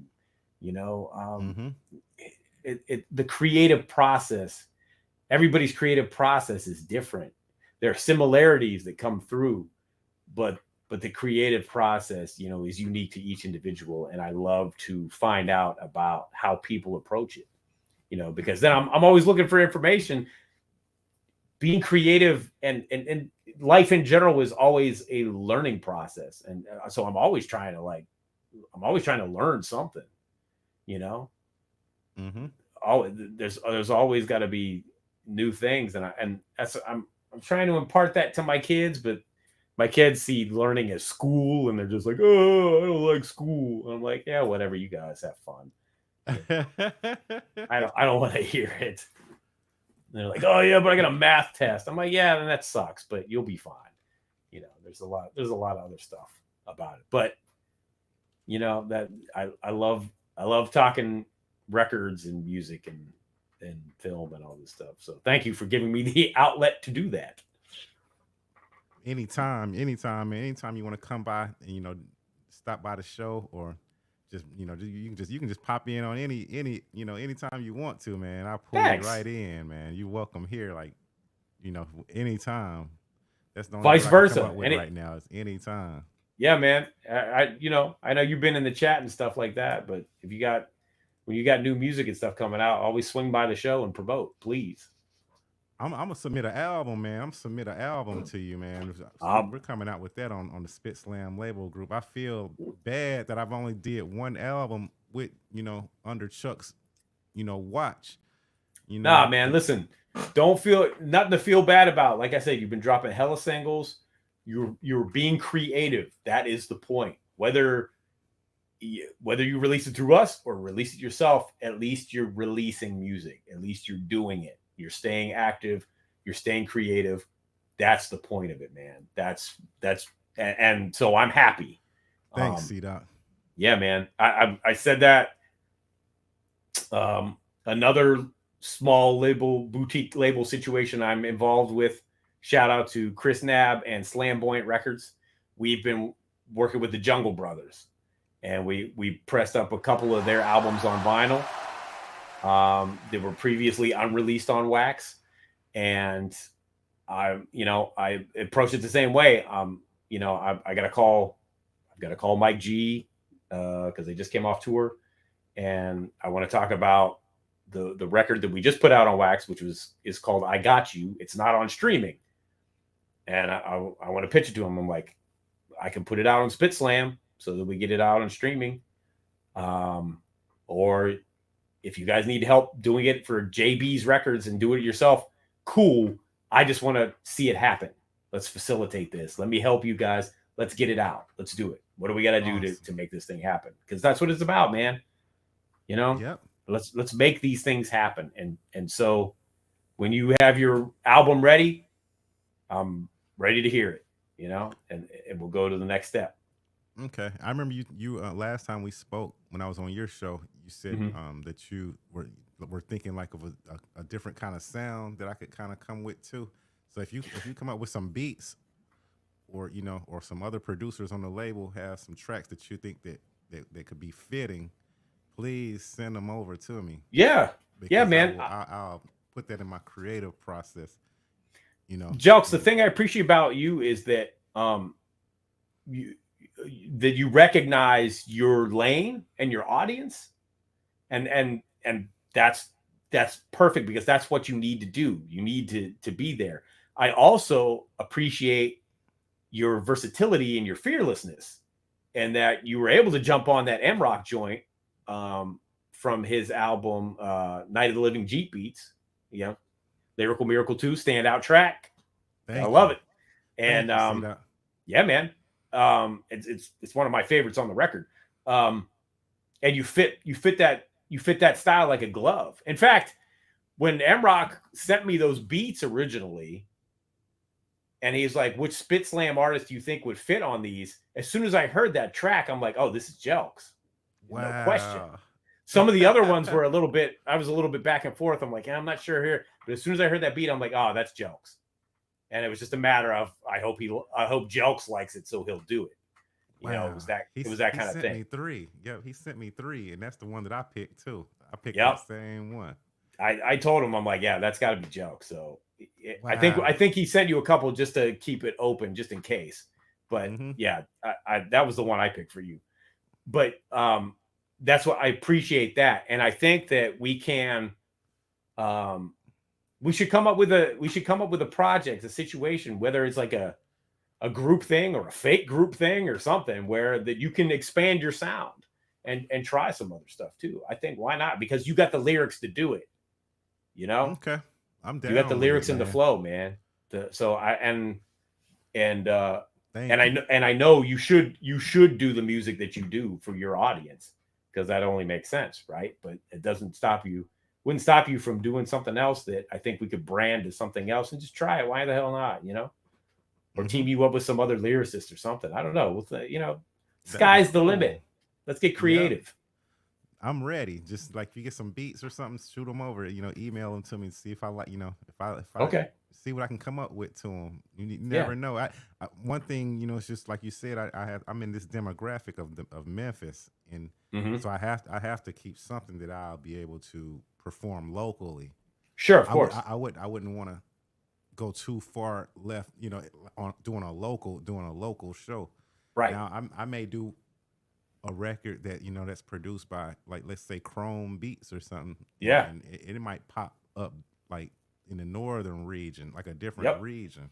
Sure. So I'm versatile. You know, I'm willing to try, you know, both ways. But you know, I'm trying to keep something for my area, because I know. Oh, that yeah, I of gotta- course. I know that I got to. Yeah, I got to be course. able to do local appearances and stuff. Of course, At and the that same only time. that only makes sense, man. I would never try to curb that or tell you to do otherwise. You understand it. You got that figured out, and you know what to do. So I'm not going to step in front of that creative process. That would be dumb. Thank you. However, you know, Chuck had this great concept back in the Slam Jams days, which was the first label I was signed to that I worked with him, and it was a project. It was a group that he had put together, and they did 2 albums together. And then I'm not sure what happened to them, but the group was called Dirty North. And it was a guy from New York and a guy from Atlanta. Mm-hmm. And they offered a really nice contrast. So their styles worked together, but there was also some contrast there. So you had the New York dude that was super lyrical, and then you had the Atlanta cat that was lyrical in his own southern, you know, laid back kind of way. Outcast is like, yes, exactly. That Outcast Goody Mob, you know, style. Nice. That's dope. That should have gone right there. Yeah, it was one of those things where I think it was too far ahead of its time, you know. And again, it was Slam Jams. We were a small label and just trying to, you know, build a tower with a grain of salt. We're gonna get there, man. The cream always rises to the top. Yeah. No matter what, you know. Yep. I agree. We'll get there in our and to our own specifications, as long as we're meeting our own expectations. That's all I care about. I don't care about anybody else's expectations or lofty goals or whatever. That's not what it's about. But anyway, back to Dirty North. I always thought that was a dope concept, and it's something I'd like to revisit at some point. And maybe that's a possibility. Maybe we can find somebody to team you up with and do something like that. I don't know. You know, I like. We'll see. Chris Payne, where you at? Right? I'm saying. Let's do just it. a thought. I don't know. Hey, you know? I'm telling you. You know who else? Al J from Black Medine. Because Al J could do some different styles. That might be interesting. I don't know. We might, you know. Let's do it, man. Sure. You only live once, man. I'm trying to get a catalog. I'm trying to have a catalog, you know, before I go. Yep. So yeah, man. Different stuff, different music, different stuff. I be trying to sing sometimes. I don't be. I try not to put myself in a box, you know. Yeah, and that's yo, man. That's beautiful. That's the creative process. Hell yes. Recognize what you got to do, but don't be afraid to take some chances. All the best artists have taken chances. Sometimes it works, sometimes it doesn't. Sometimes it's ahead of its time, and down the line, people come back and like, "Yo, that shit right there," you know. And it happens, man. PE had it with Music in Our Message. You know, PE had it with Music in Our Message. I was, as a diehard, when that record came out, it made my year. And I listened to that shit. It was that end of 94, it was Music in Our Best Age and The Beatnuts Street Level. It was those two albums. It was like back and forth, you know. My homie liked the Beatnuts. He loved them. He's from Dayton, Ohio. Oh, shout out to Dayton. Yeah, shout out Hell to Dayton. Yeah. Hell yeah. Dayton in the building. Dayton in the building. I went to Wright State University in Dayton. So cool. Yep. Cool. And Marcus was from right down the road in Xenia. So he worked in Dayton. He worked in downtown Dayton. Yep. So shout out to Dayton. It's a small world. Yep. Yeah, my it is. My homeboy, he could rap his butt off too, and then he had every single cassette tape that you could name, that you could possibly name, every hip hop tape. Like he had 2 big boxes full. I mean, you can just go through there and it was just like a gold mine of just every hip hop tape that you could imagine. Yeah, man. So he was a big influence on me, coming from Dayton, Ohio. Yeah, I'm from Dayton, Ohio. Yeah, man. Yeah, I love that. I love I always love the stuff. My dude Tirade and I, we would always trade shit, you know, because he'd be up on some, excuse me, he'd be up on some stuff I wasn't up on, and vice versa. And that was always the best thing. Like he brought me House of Pain, you know. He had to jump around single before I did. So I was like, oh, yo, what's this? I brought him The Roots, Distortion and Static. I'm like, yo, you got to check this out. He's like, oh, shit. You know, so we always had that, you know, that great back and forth. That bond. It creates a bond. Yeah. It does. Hip hop is something. It's powerful. Hip hop. Yeah, man. Bonds and stuff. It is. It's amazing. And it has always been there. I mean, no joke. It's the soundtrack to my life and music in general, because there's a lot of other music. You can't be creative without variety. You're right. Music in general, but we just lean more toward the hip hop. Just lean more towards the hip hop side. And I'll tell you what, the other thing, hip hop, thanks to sampling, I learned so much other music. Yep. You know. Yeah, like you said, like you give life, you can breathe life into someone. Look at how not Eric, is it Eric Sermon? Is it Eric Sermon of EPMD? Do you see how he did that just like music? He took Marvin Gaye's samples and he made a whole new song out of it that was probably better than anything I ever heard from Marvin Gaye. Yeah, man. Yeah, it's powerful. Hip hop, man, it's powerful.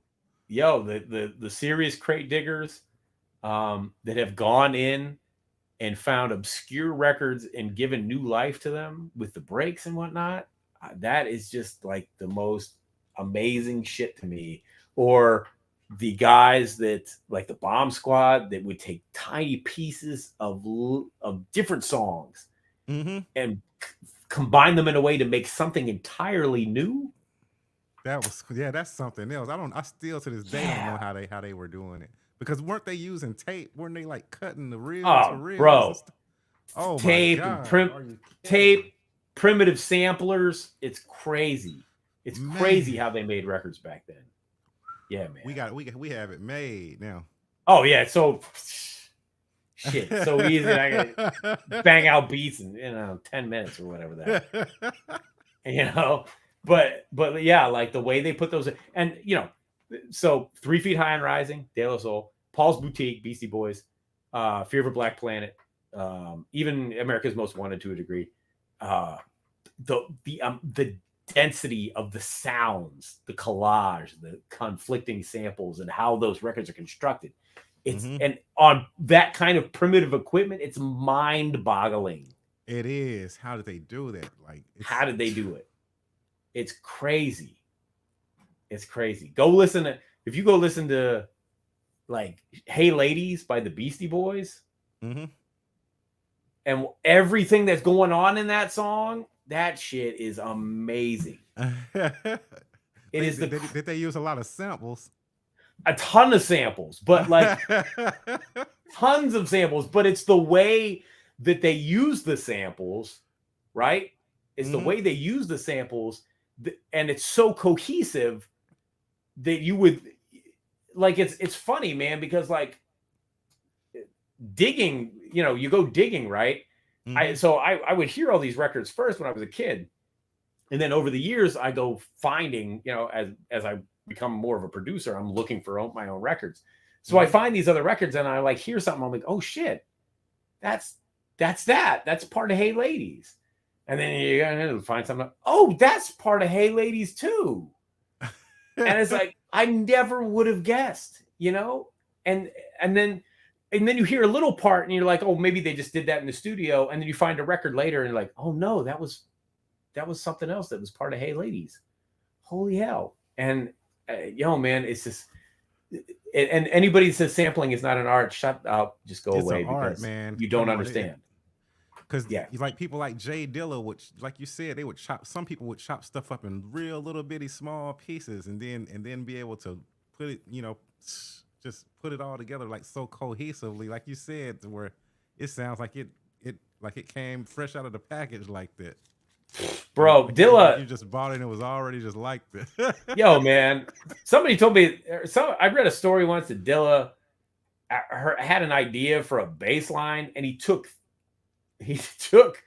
3 different songs and chopped up parts of the bass line in each of the bass lines in each of these songs and made a new bass line out of it. And I'm like, what the hell?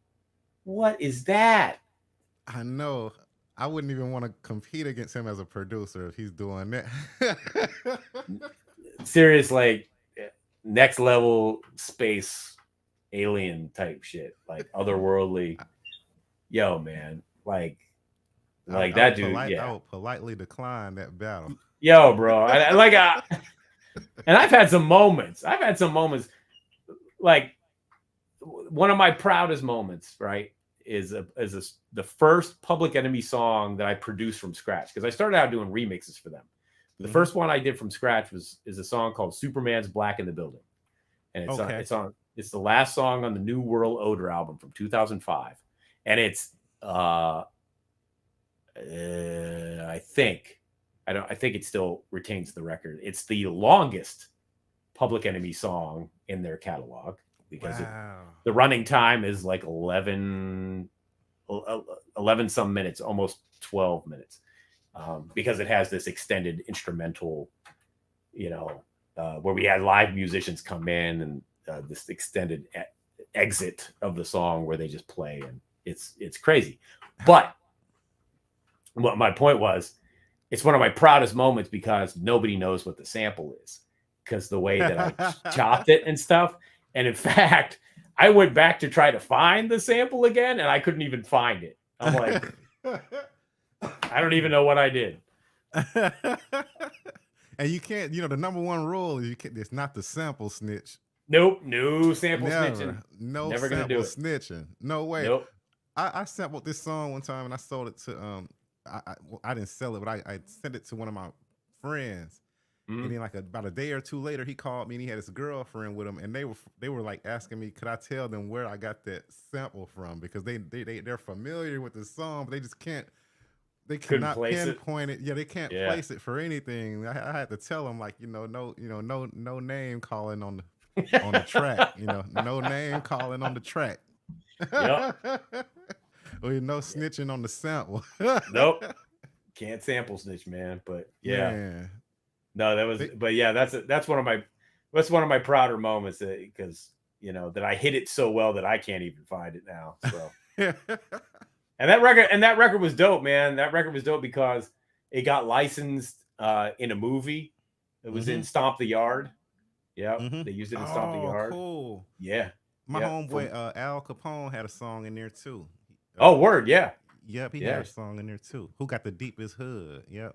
Oh, word, dope. okay. I didn't know you had one in there too. That's dope. Yep, Stomp the Yard, or Superman's Black in the Building is on the it's on the soundtrack too. Yeah, it's on the soundtrack. Nice. Yep. Nice. I'm gonna check that out. I'm definitely gonna go check that out. Yeah. So I've been lucky, man. PE has gotten me. I got Stomp the Yard. A remix I did for Gotta Give the Peeps was in a TV show. First Watch, it was called. It was one of those, cop procedurals. and what's called from Grid. Oh my God, what's the song called? Dave, jeez. Smash the Crowd. Smash the Crowd was in Coming to America. So Nice. Oh, nice. yeah. So that is cold. Yeah, that man. Cold. So yeah. Again, blessed, man. Blessed to have the opportunity. And then like I said before, Chuck and I got to do the theme song for the Willie Mays doc, and that was an honor. I can't wait to hear that one too, because I love Chuck's knowledge of the game. Yeah. Yep. Very thorough. Mm-hmm. Very thorough. I mean, stats. I mean, everything from stats to he knows every player on every team, and it's like, whoa. Yep. He is a knowledge base, of so many things, man, of music, of sports, of culture, a world travel guy, art. Yeah.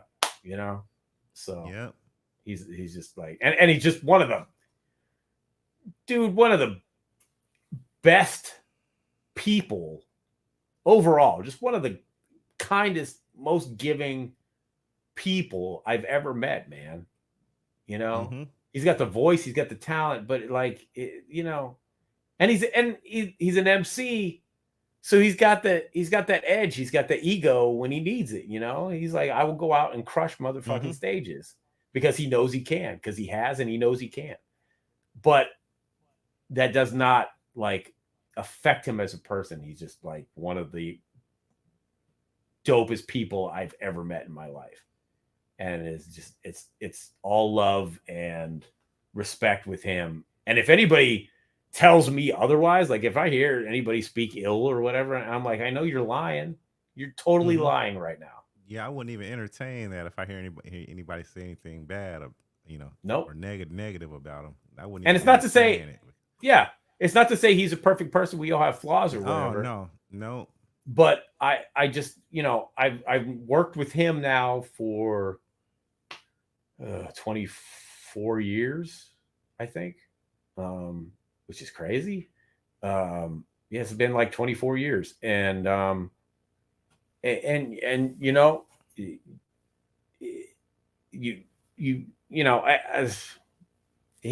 just one of those people where the energy and the vibe is so positive, and even in the face of adversity and negativity, because I've been with him at some low points, man. We always talk it through, and we're like, you know what? It's not about that. It's about the next thing, or it's about this. It's about moving forward. It's about, because we both realize, he's going to be 63 this year. I just turned 49, and we both realize, we're aware of our mortality, and that's the other thing with hip hop. We've lost a lot of heroes. Yes, and not only to, and I'm not even saying like to violence or whatever, but her health reasons, age reasons. It makes you very aware of your mortality, and so we are aware of it, and we are aware of time, and that it's one thing to not kill yourself working, but also you have to. Time is limited, so if you're going to do these things, do them. Be creative, make these things happen, leave something. This stuff will outlive us. The art will outlive us. But if you don't do it, if you don't commit to the art and creating, then there will be nothing. You have to will these things into existence. A great example is Almighty Jawel from Son of Berserk.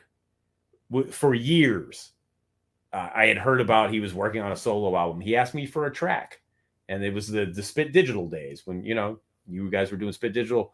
You were down with that, and Chuck had asked him to do this record. They came up with a character for him. It's called Pop Smash, and he asked I me like for a him, track. too. Yeah, I yeah. like Pop Smash. Yeah, so Ja called me. He's like, C-Doc, I need a track. I'm like, got you. Send him a track. He wrote to it, sent me the vocals, Tell It to God. I mixed it in like 2015 or 16 or something like that. Mm-hmm. There were other producers working on the record. No record. I'm like, next time I talk to Ja, I'm like, what's going on with the album? And it's like, oh man, these guys are bullshitting. Okay. Spit Digital falls apart. Chuck asked me to do Spit Slam. One day we have a conversation where I'm talking to Chuck about, okay, what do you even do the label, blah, blah, blah. He's like, yo, would you be interested in finishing the Pop Smash album? I'm like, yes, hell yes. I will call Ja Well. I called Ja Well. Ja, what do we got? Where are we at? He's like, all these guys quit. They gave up on it. He goes, I got some songs recorded. I'll try to get the stems. We got some of the stems, not all of the stems. Mm-hmm. There was a hard drive crash or something. I don't quite remember. Okay. Chuck booked a session for Ja. I sent him some beats. He went in, knocked out the rest of the song, sent everything to me. Spit Slam finally puts out Pop Smash. Pop's Got a Brand Old Smash album. Son of Berserk fans, they find out about it. And other cats, it wasn't like a huge record, but the people that heard it loved it. Loved it. I heard it. I love it. I'm like, man, Pop Smash be going hard. Thank you. Thank you, Jelks. I was so proud of that record, and I was so proud that we got it done. It took like 4 years or something silly to get that record done. But like once I got it, once it was in my hands, I did it. I'm like, okay, let's go. And I made it. We made it happen. Released it. And Jawel, God bless him, was excited. I had sent him some tracks about doing a follow-up. He had a lot of health issues. Unfortunately, he passed away. Oh no, I didn't know that. Yeah. Dang, I didn't know that because that album haven't even been out that long. No, what was it? 19? Wait, November 2019. Okay. And so he had, I think he had cancer he was dealing with, and then he had a bad reaction. He was writing songs. And then last year he had a bad reaction to medication, went in the hospital, got COVID, got stuck in the hospital. And then he called me and was like, he didn't sound good. He's like, I can't wait to get out of the hospital, doc. He goes, I'm sorry. I'm like, Ja, don't you take care of you, you know? You got to take care of yourself. We'll get to the music, man. I'm not gonna front on you. You know, when you're ready, we're gonna make the next record. And unfortunately, I don't know if he ever got out of the hospital. A month later, he passed away. So I think that was December of last year. So, but yeah, R.I.P. Jawel. That's the homie. R.I.P. man. Yeah, I just knew I was gonna meet. I just in my mind I was gonna meet him one day. I love this music and stuff, and then I'm like, he on our label too. So, bro, he was so funny. You know, he was like he talked a lot of talk, but deep down, he was just real as shit. And he was just one of the realest dudes. And he'd seen a lot of shit, gone through a lot of stuff. But he was just, he was so funny, man. Jawel was so funny. And I will definitely miss him. But moral of the story is that we got the one record done, you know. And time, like you said, time doesn't wait. We have to be aware of our mortality. Time waits for no one. Because it doesn't wait, no. Yeah, man. Sure does. That's it. Yep. So yeah, but I'm very, again, man, I'm so blessed that I get to do this. I get to make rap records, man. You know, I get to, I get to make these things or help make these things or contribute to these things. It's dope. It's so awesome. I love doing it. I love the music, and I'm a broken record now because I've been saying this all night. But I can't impart this enough.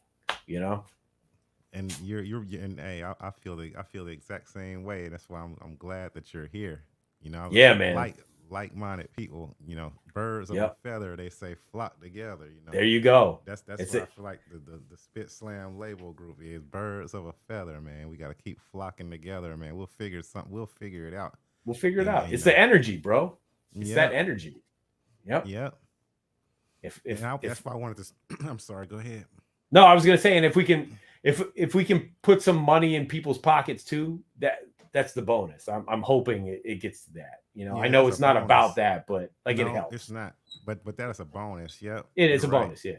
Yep. But that's not the measurement. That's like not what I'm measuring success on. No.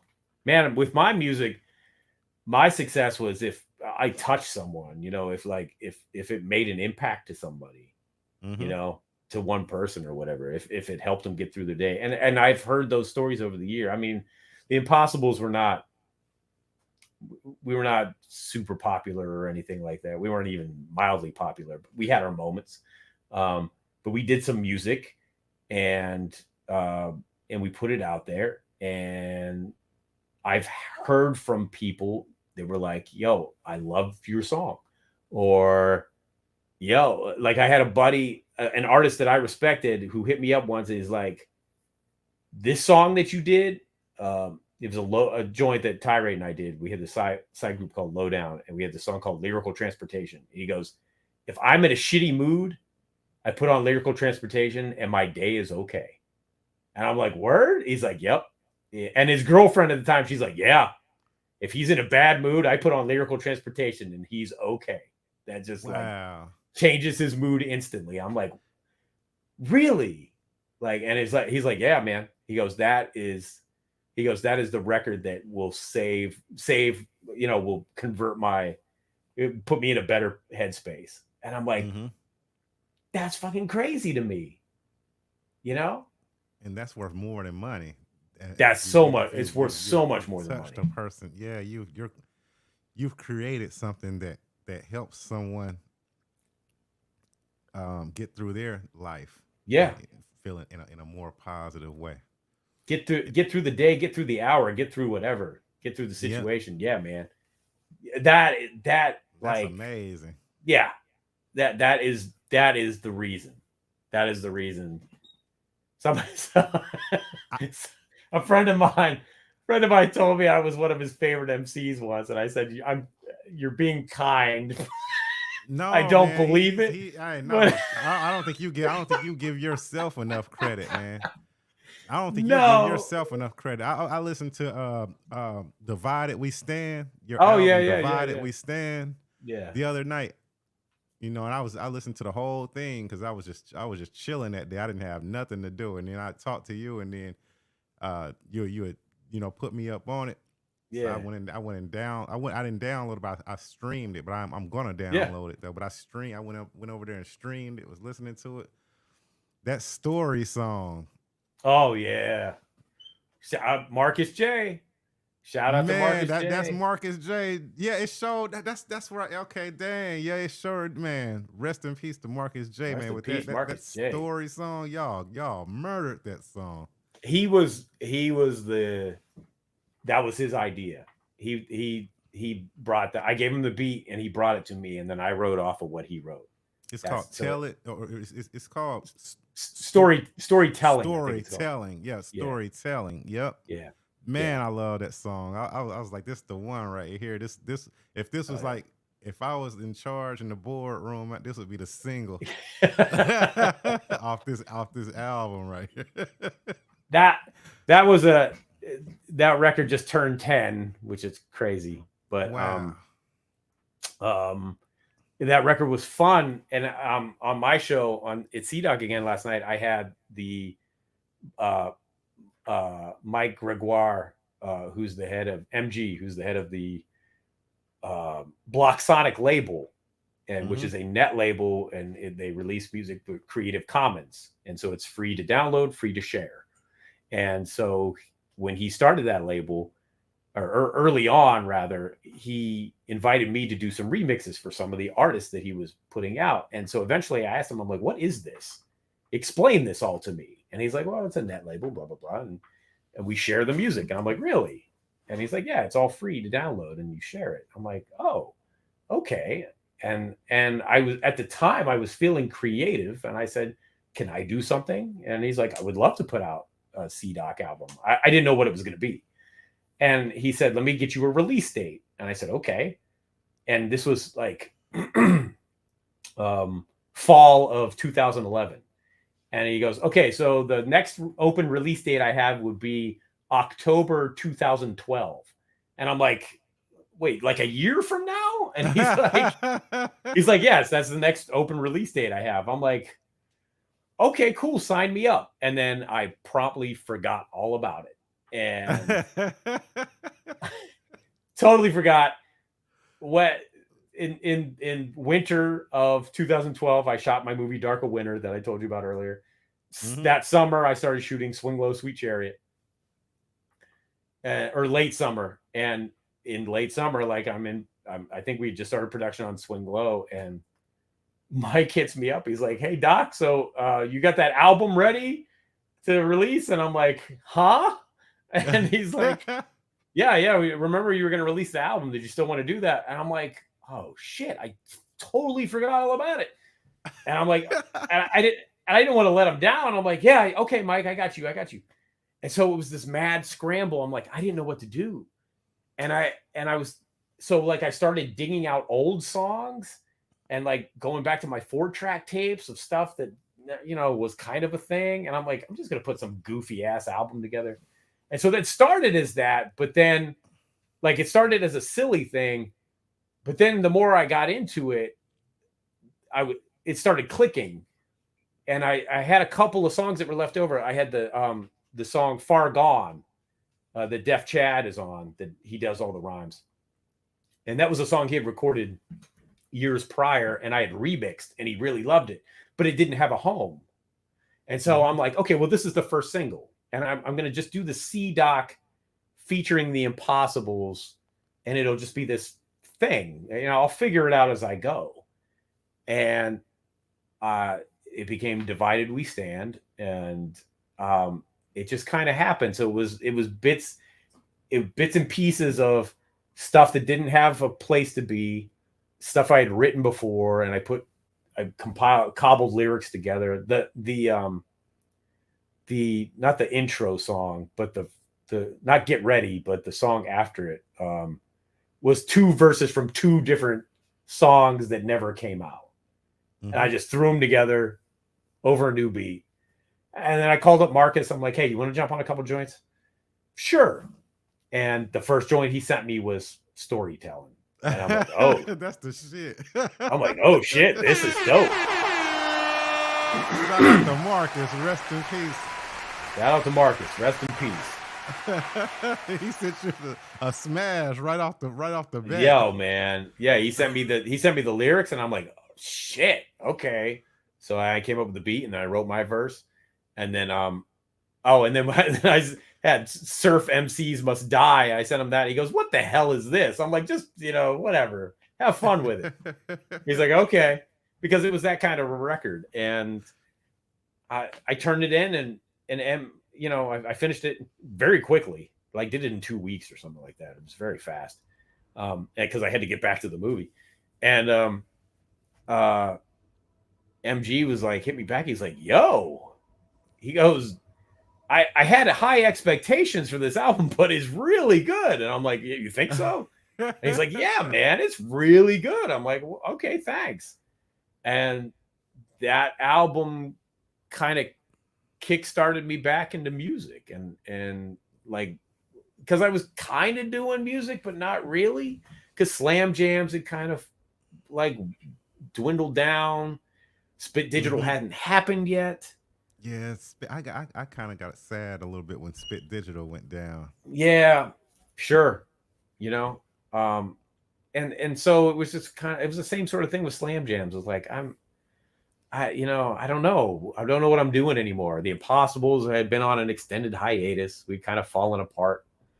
And, we'd only done 2 records, one of which was only worth a damn, and it had a botched release. And so it was kind of like the industry, the music business had just kind of been like, oh, okay, whatever. I'm like, you know, but I was still making music casually because that's what I do. I couldn't stop, you know. Mm-hmm. And Block Sonic gave me like an outlet. It gave me a place where I could park all this stuff and release all this stuff, even if it was for free. And so that Divided We Stand. And then Mike was doing maxi singles and stuff. So I would come up with these creative maxi singles and shit. And we did a little remixy project. And then I brought the Impossibles to Block Sonic, and I did a 10-year retro of a bunch of songs that were kind of like singles and just laying around and some other stuff. And then it was like, then I hit up Marcus. I'm like, yo, you want to do this? You want to do a new Impossibles record? And he's like, yes, I do. And we already had a title because at my wedding, he had come up to me and said, hey, I got a title. He goes, he was, you know, Tyree was my best man, and Marcus was in the was one of my groomsmen, and he comes up to me and he goes, I got a title for our next album. I go, what is it? He goes, Everything Has Changed, Nothing Is Different. And I said, that's dope. I said, that's fantastic. I love that. And Chuck was at the wedding, and so we immediately ran over and told Chuck, I'm like, hey, we got the title for the new Impossibles record. And he's like, yes. He goes, that's dope. And because it sounds like one of his titles. That sounds like something right, would come exactly. Up. It sounds like a Chuck D title. And so, yeah. And so it was that was 2009. The record didn't come out to 2014, so it took us 5 years, but it's all good. And it subsequently was 10 years at that point after our last record. It had been 10 years since our last album, Slave Education. So Marcus, the group wasn't quite the same, but we brought some friends along, and we got some amazing guest appearances. So Chuck is on it. My homie Ta from the Bush. Ta from the Bush is the guy that said that Lyrical Transportation changes his mood. He was the dude. So Brother Mike from the S1Ws is on it. He sings on the hook on one song. We got DMC, the legendary Daryl McDaniels. Oh, come on. Oh, man. Yep. Shout out to DMC. Shout out to DMC. Got DMC on a joint called Road Warriors, which was a song long in the making. And it's just about being an opening act that, you know, it's about touring is what it is, and driving and going to shows. Of course. I like that concept. Yes, it was a concept Marcus came up with years before, and we just never made it a record until then. It was like, okay. And then I sent the beat to DMC because I had done a video that he was in, and he loved the video. And I just on a whim, I'm like, hey D, I know you're busy. Thought you might want to jump on this joint, you know. And yo, man, like literally 2 weeks later, the verse was in my inbox. It was like, oh shit. And I called Marcus. I'm like, yo, you're never gonna guess who we gonna have on the record. He's like, who? I'm like, DMC just sent me a verse. He's like, what? Yo, what? And it's just bugging out. DMC, Son of Berserk, Half Pint, and of course, Almighty Jah Well, Pop Smash himself. They came through on a joint. And then some other friends, Imported Flows that had done shows with us. It was a family affair, Nice. And it was a great return for us. And it's a pretty popular record for us. A lot of people really, really love it. So I'm not mad at it, but it was all thanks to Block Sonic, man. It was all thanks to Mike giving us that outlet. And the title, what's the title of that one? Is that that's Everything Is Stand? No, the Impossibles one. The one that because I want to listen to it. Yeah, that's Everything Has Changed, Nothing Is Different. That's that one. Okay. Yep. And you can download it for free on blocksonic.com. Yep. I'm writing it down. Yep. There you go. So it's got some joints, man. It's got some joints, I think. It was a fun record. It was a fun record to do because, like I said, it kind of reinvigorated us. We had been out of it for so long. you know, and got to make music with some of our heroes Man, and our friends. that's super dope. Yeah, man, it was a blast. So When we were speaking earlier about vinyl, like how many pieces of vinyl would we be ordering at once? Like, you know, if we were to release anything on vinyl, like, it depends. It depends on the release and the artist and what they think we can do. You know, the situation, the cost, because of the cost involved. It's like for the Chill Rob G record, I think we did 300 records. So that was kind of a conservative amount. But again, we sold out. We did all right. So that was good.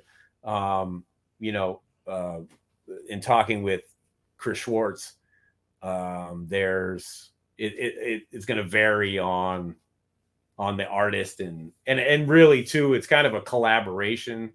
So not every artist we're going to release vinyl on. It's got to make sense. And, you know, Chris has to be able to sell it, you know?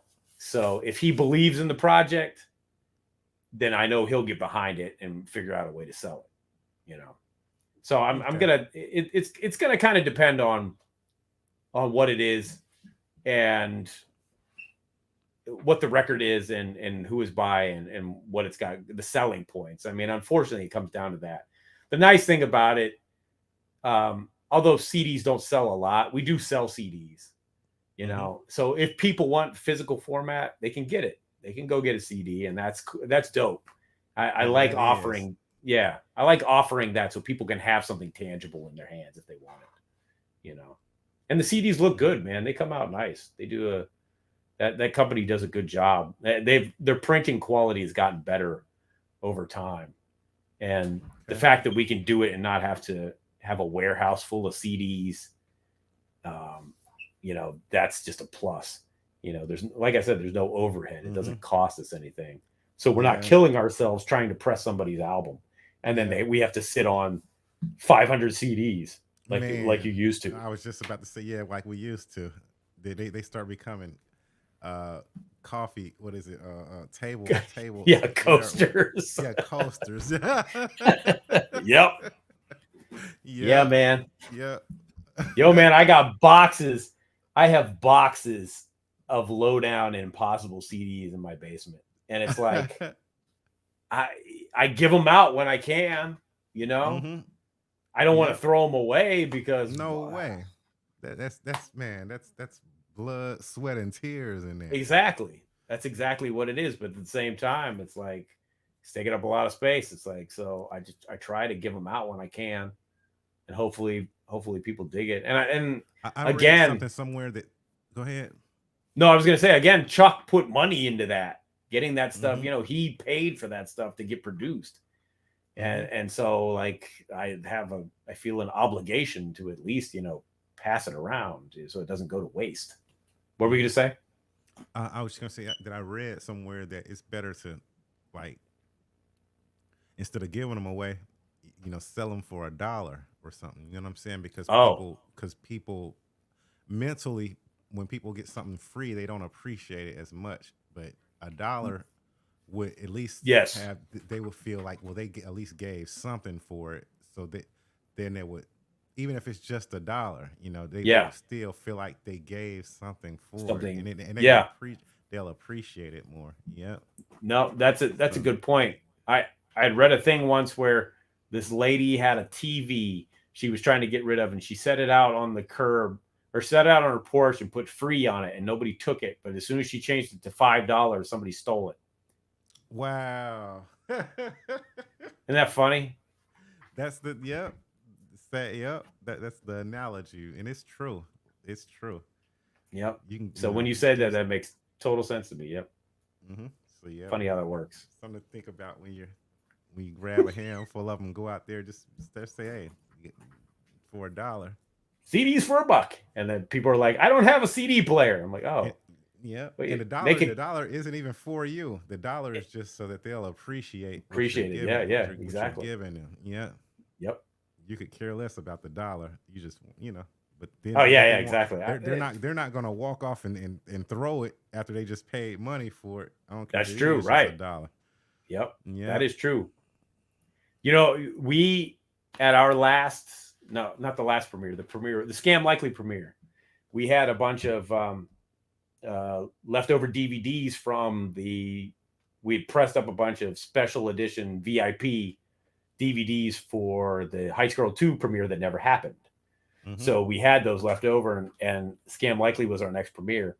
So for the VIP bags, we just, gave them away. I think we might have given them to everybody. I'm not sure. But it's funny how many people just, like, on the way out, I saw some in the trash. I was like, whoa, what the hell? Oh, Yo, man. So I remember pulling a bag out of the trash. I'm like, what the shit, man? At least give it back. Yeah, at least give it back. Yeah. Or decline it. Politely decline. Don't throw the shit away. But yeah. That's the thing. People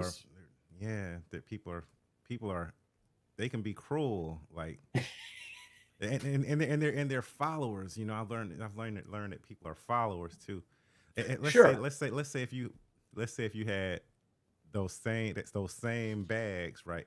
But you gathered up like 20 of your family members and friends and stuff. Don't let them act like they know you while y'all at the event. But like at some point, pull out your stuff and then have them line up and act like they're buying it and stuff. Yep. Watch how many more MFs jump in that damn line. Hell yes, man. Their followers, yeah, they don't want to feel left out. Yep. So you can create a buzz. You can create revenue through. Well, really, that's all entertainment is. It's smoke and mirrors. Yeah. Yep. If you can create smoke, then here they come. Yeah, but that's what I love. What I also love about it, though, like what we do with the music and stuff, and it's direct and it's music about something. So yeah, you get the pomp and circumstance and the smoke and mirrors, if you will, and stuff like that. It's entertainment, but at the same time, we're also kind of giving you a little something. Try to give you a little something extra.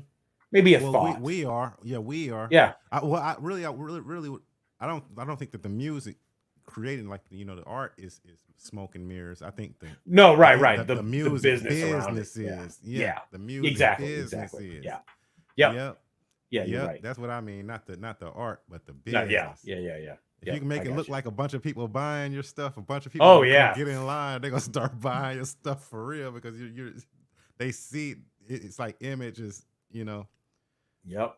We had T-shirts out for sale, and all it took was a couple of people to go up and start after the movie and went and buy T-shirts. We sold out of T-shirts. Yeah, awesome. Yep, that's what I'm saying. So you created like you created like a buzz, like you created a fake buzz.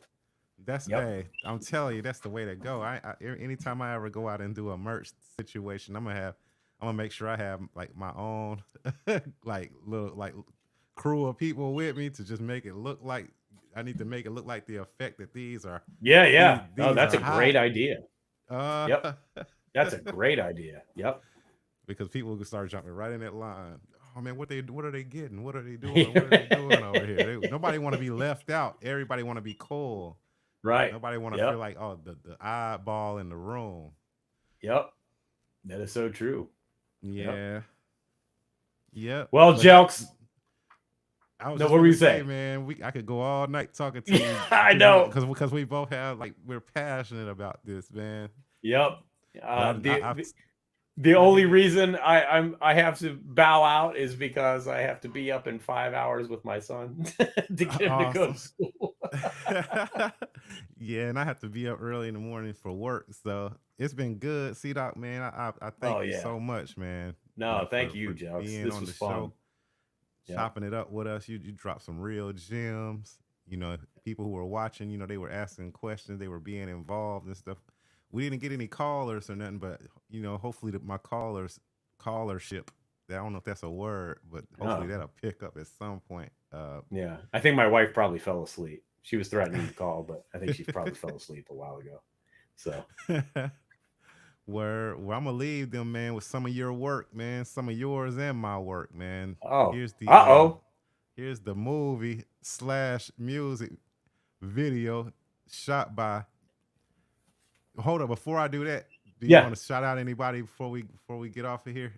Got any last words or? Oh man, no. Thank you. Shout out to you for having me on.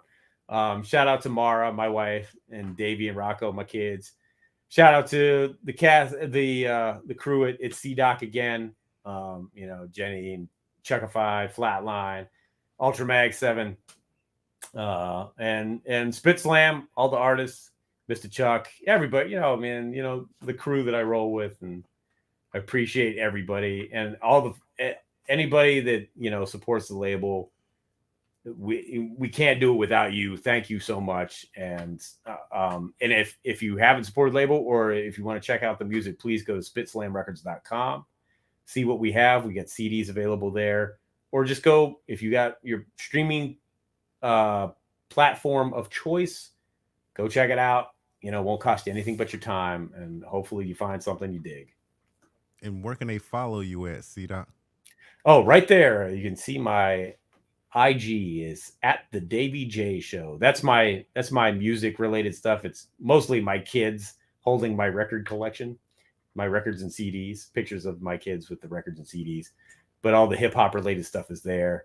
My movies stuff that I don't update as much, but it's still there, is at David C. Snyder, SNYDER. So you can catch me on Instagram. I'm on Twitter sometimes too, but not nearly as much. So awesome. Yeah. Man, and everybody out there, we're about to close it out with some of CDoc's videography work, some of his film. He's dropping that cinematography on y'all. Here's Happiness is Love on the Spit Slam record label group by Memphis Jelks, directed and filmed and edited by the great CDoc.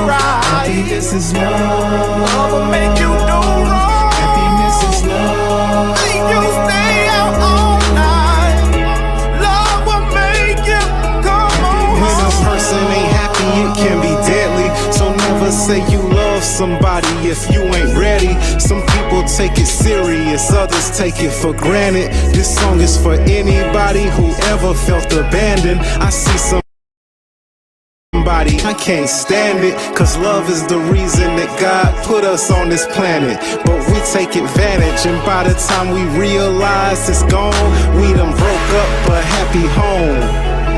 When I'm alone, sometimes I'm in a zone, thinking of all the women I played and the people I did wrong. Was it really worth it? To break a heart is to break a soul. Did they deserve it? Was my heart really that cold? Happiness is love. Love will make you do right. Happiness is love. Love will make you do wrong. Happiness is love. Make you stay out all night. Love will make you come back home. Happiness is love. Do right. Happiness is love. Do wrong. Happiness is love. Staying out all night. Love will make you come back home. No one to blame, no need in pointing fingers, cause even if you make up, the pain still lingers. It hurts to lose somebody over gossip and lies. Now every time you see that person, they can't look you in your eyes. I know, cause I done been on both sides of the fence, and I ain't never been back on the other side ever since. Be careful of the bridges you burn. It could be daytime today, but tomorrow is your turn. This is love. I'ma make you do right. Happiness is love. I'ma make you do wrong. Happiness is love. Make you stay out all night. Love will make you come back home. Happiness is love. Happiness is love.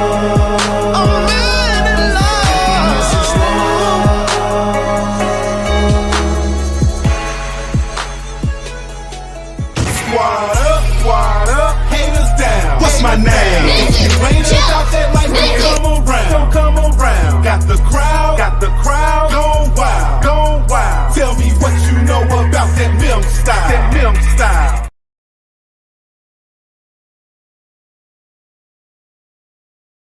Say my name. Memphis Jelks. Get your gadgets up, get a snapshot. Get your gadgets up, get a video. What's my name? Memphis Jelks. Say my name. Get your gadgets up, get a snapshot. Get your gadgets up, get a video. It's been a long time, I shouldn't have left y'all without me. Peace to all of my haters, shout out to those who doubt me. Word to all my critics, all you cynics, stay from around me. I feel like Player Fly felt when he made that song Crown Me. I'm hot now, I can't stop now. I know y'all know about me, it's like I'm a world star. Phones up when y'all surround me. A new beginning, I'm super winning. On snapshots, I'm super grinning. On videos, I'm turned up. On billboards, I burn up. Might just get a Grammy, knocking rappers on they fannies. Rap cats sounding like Annie, send them running back to they mammies. I'm a OG in this game, man, I'm out to get respect. All hail to the king, when you see me, don't forget, what's my name? Memphis Jelks. Say my name. Memphis Jelks. Get your gadgets up, get a snapshot. Get your gadgets up, get a video. What's my name? Memphis Jelks. Say my name. Memphis Jelks. Get your gadgets up, get a snapshot. Get your gadgets up, get a video. What's my name?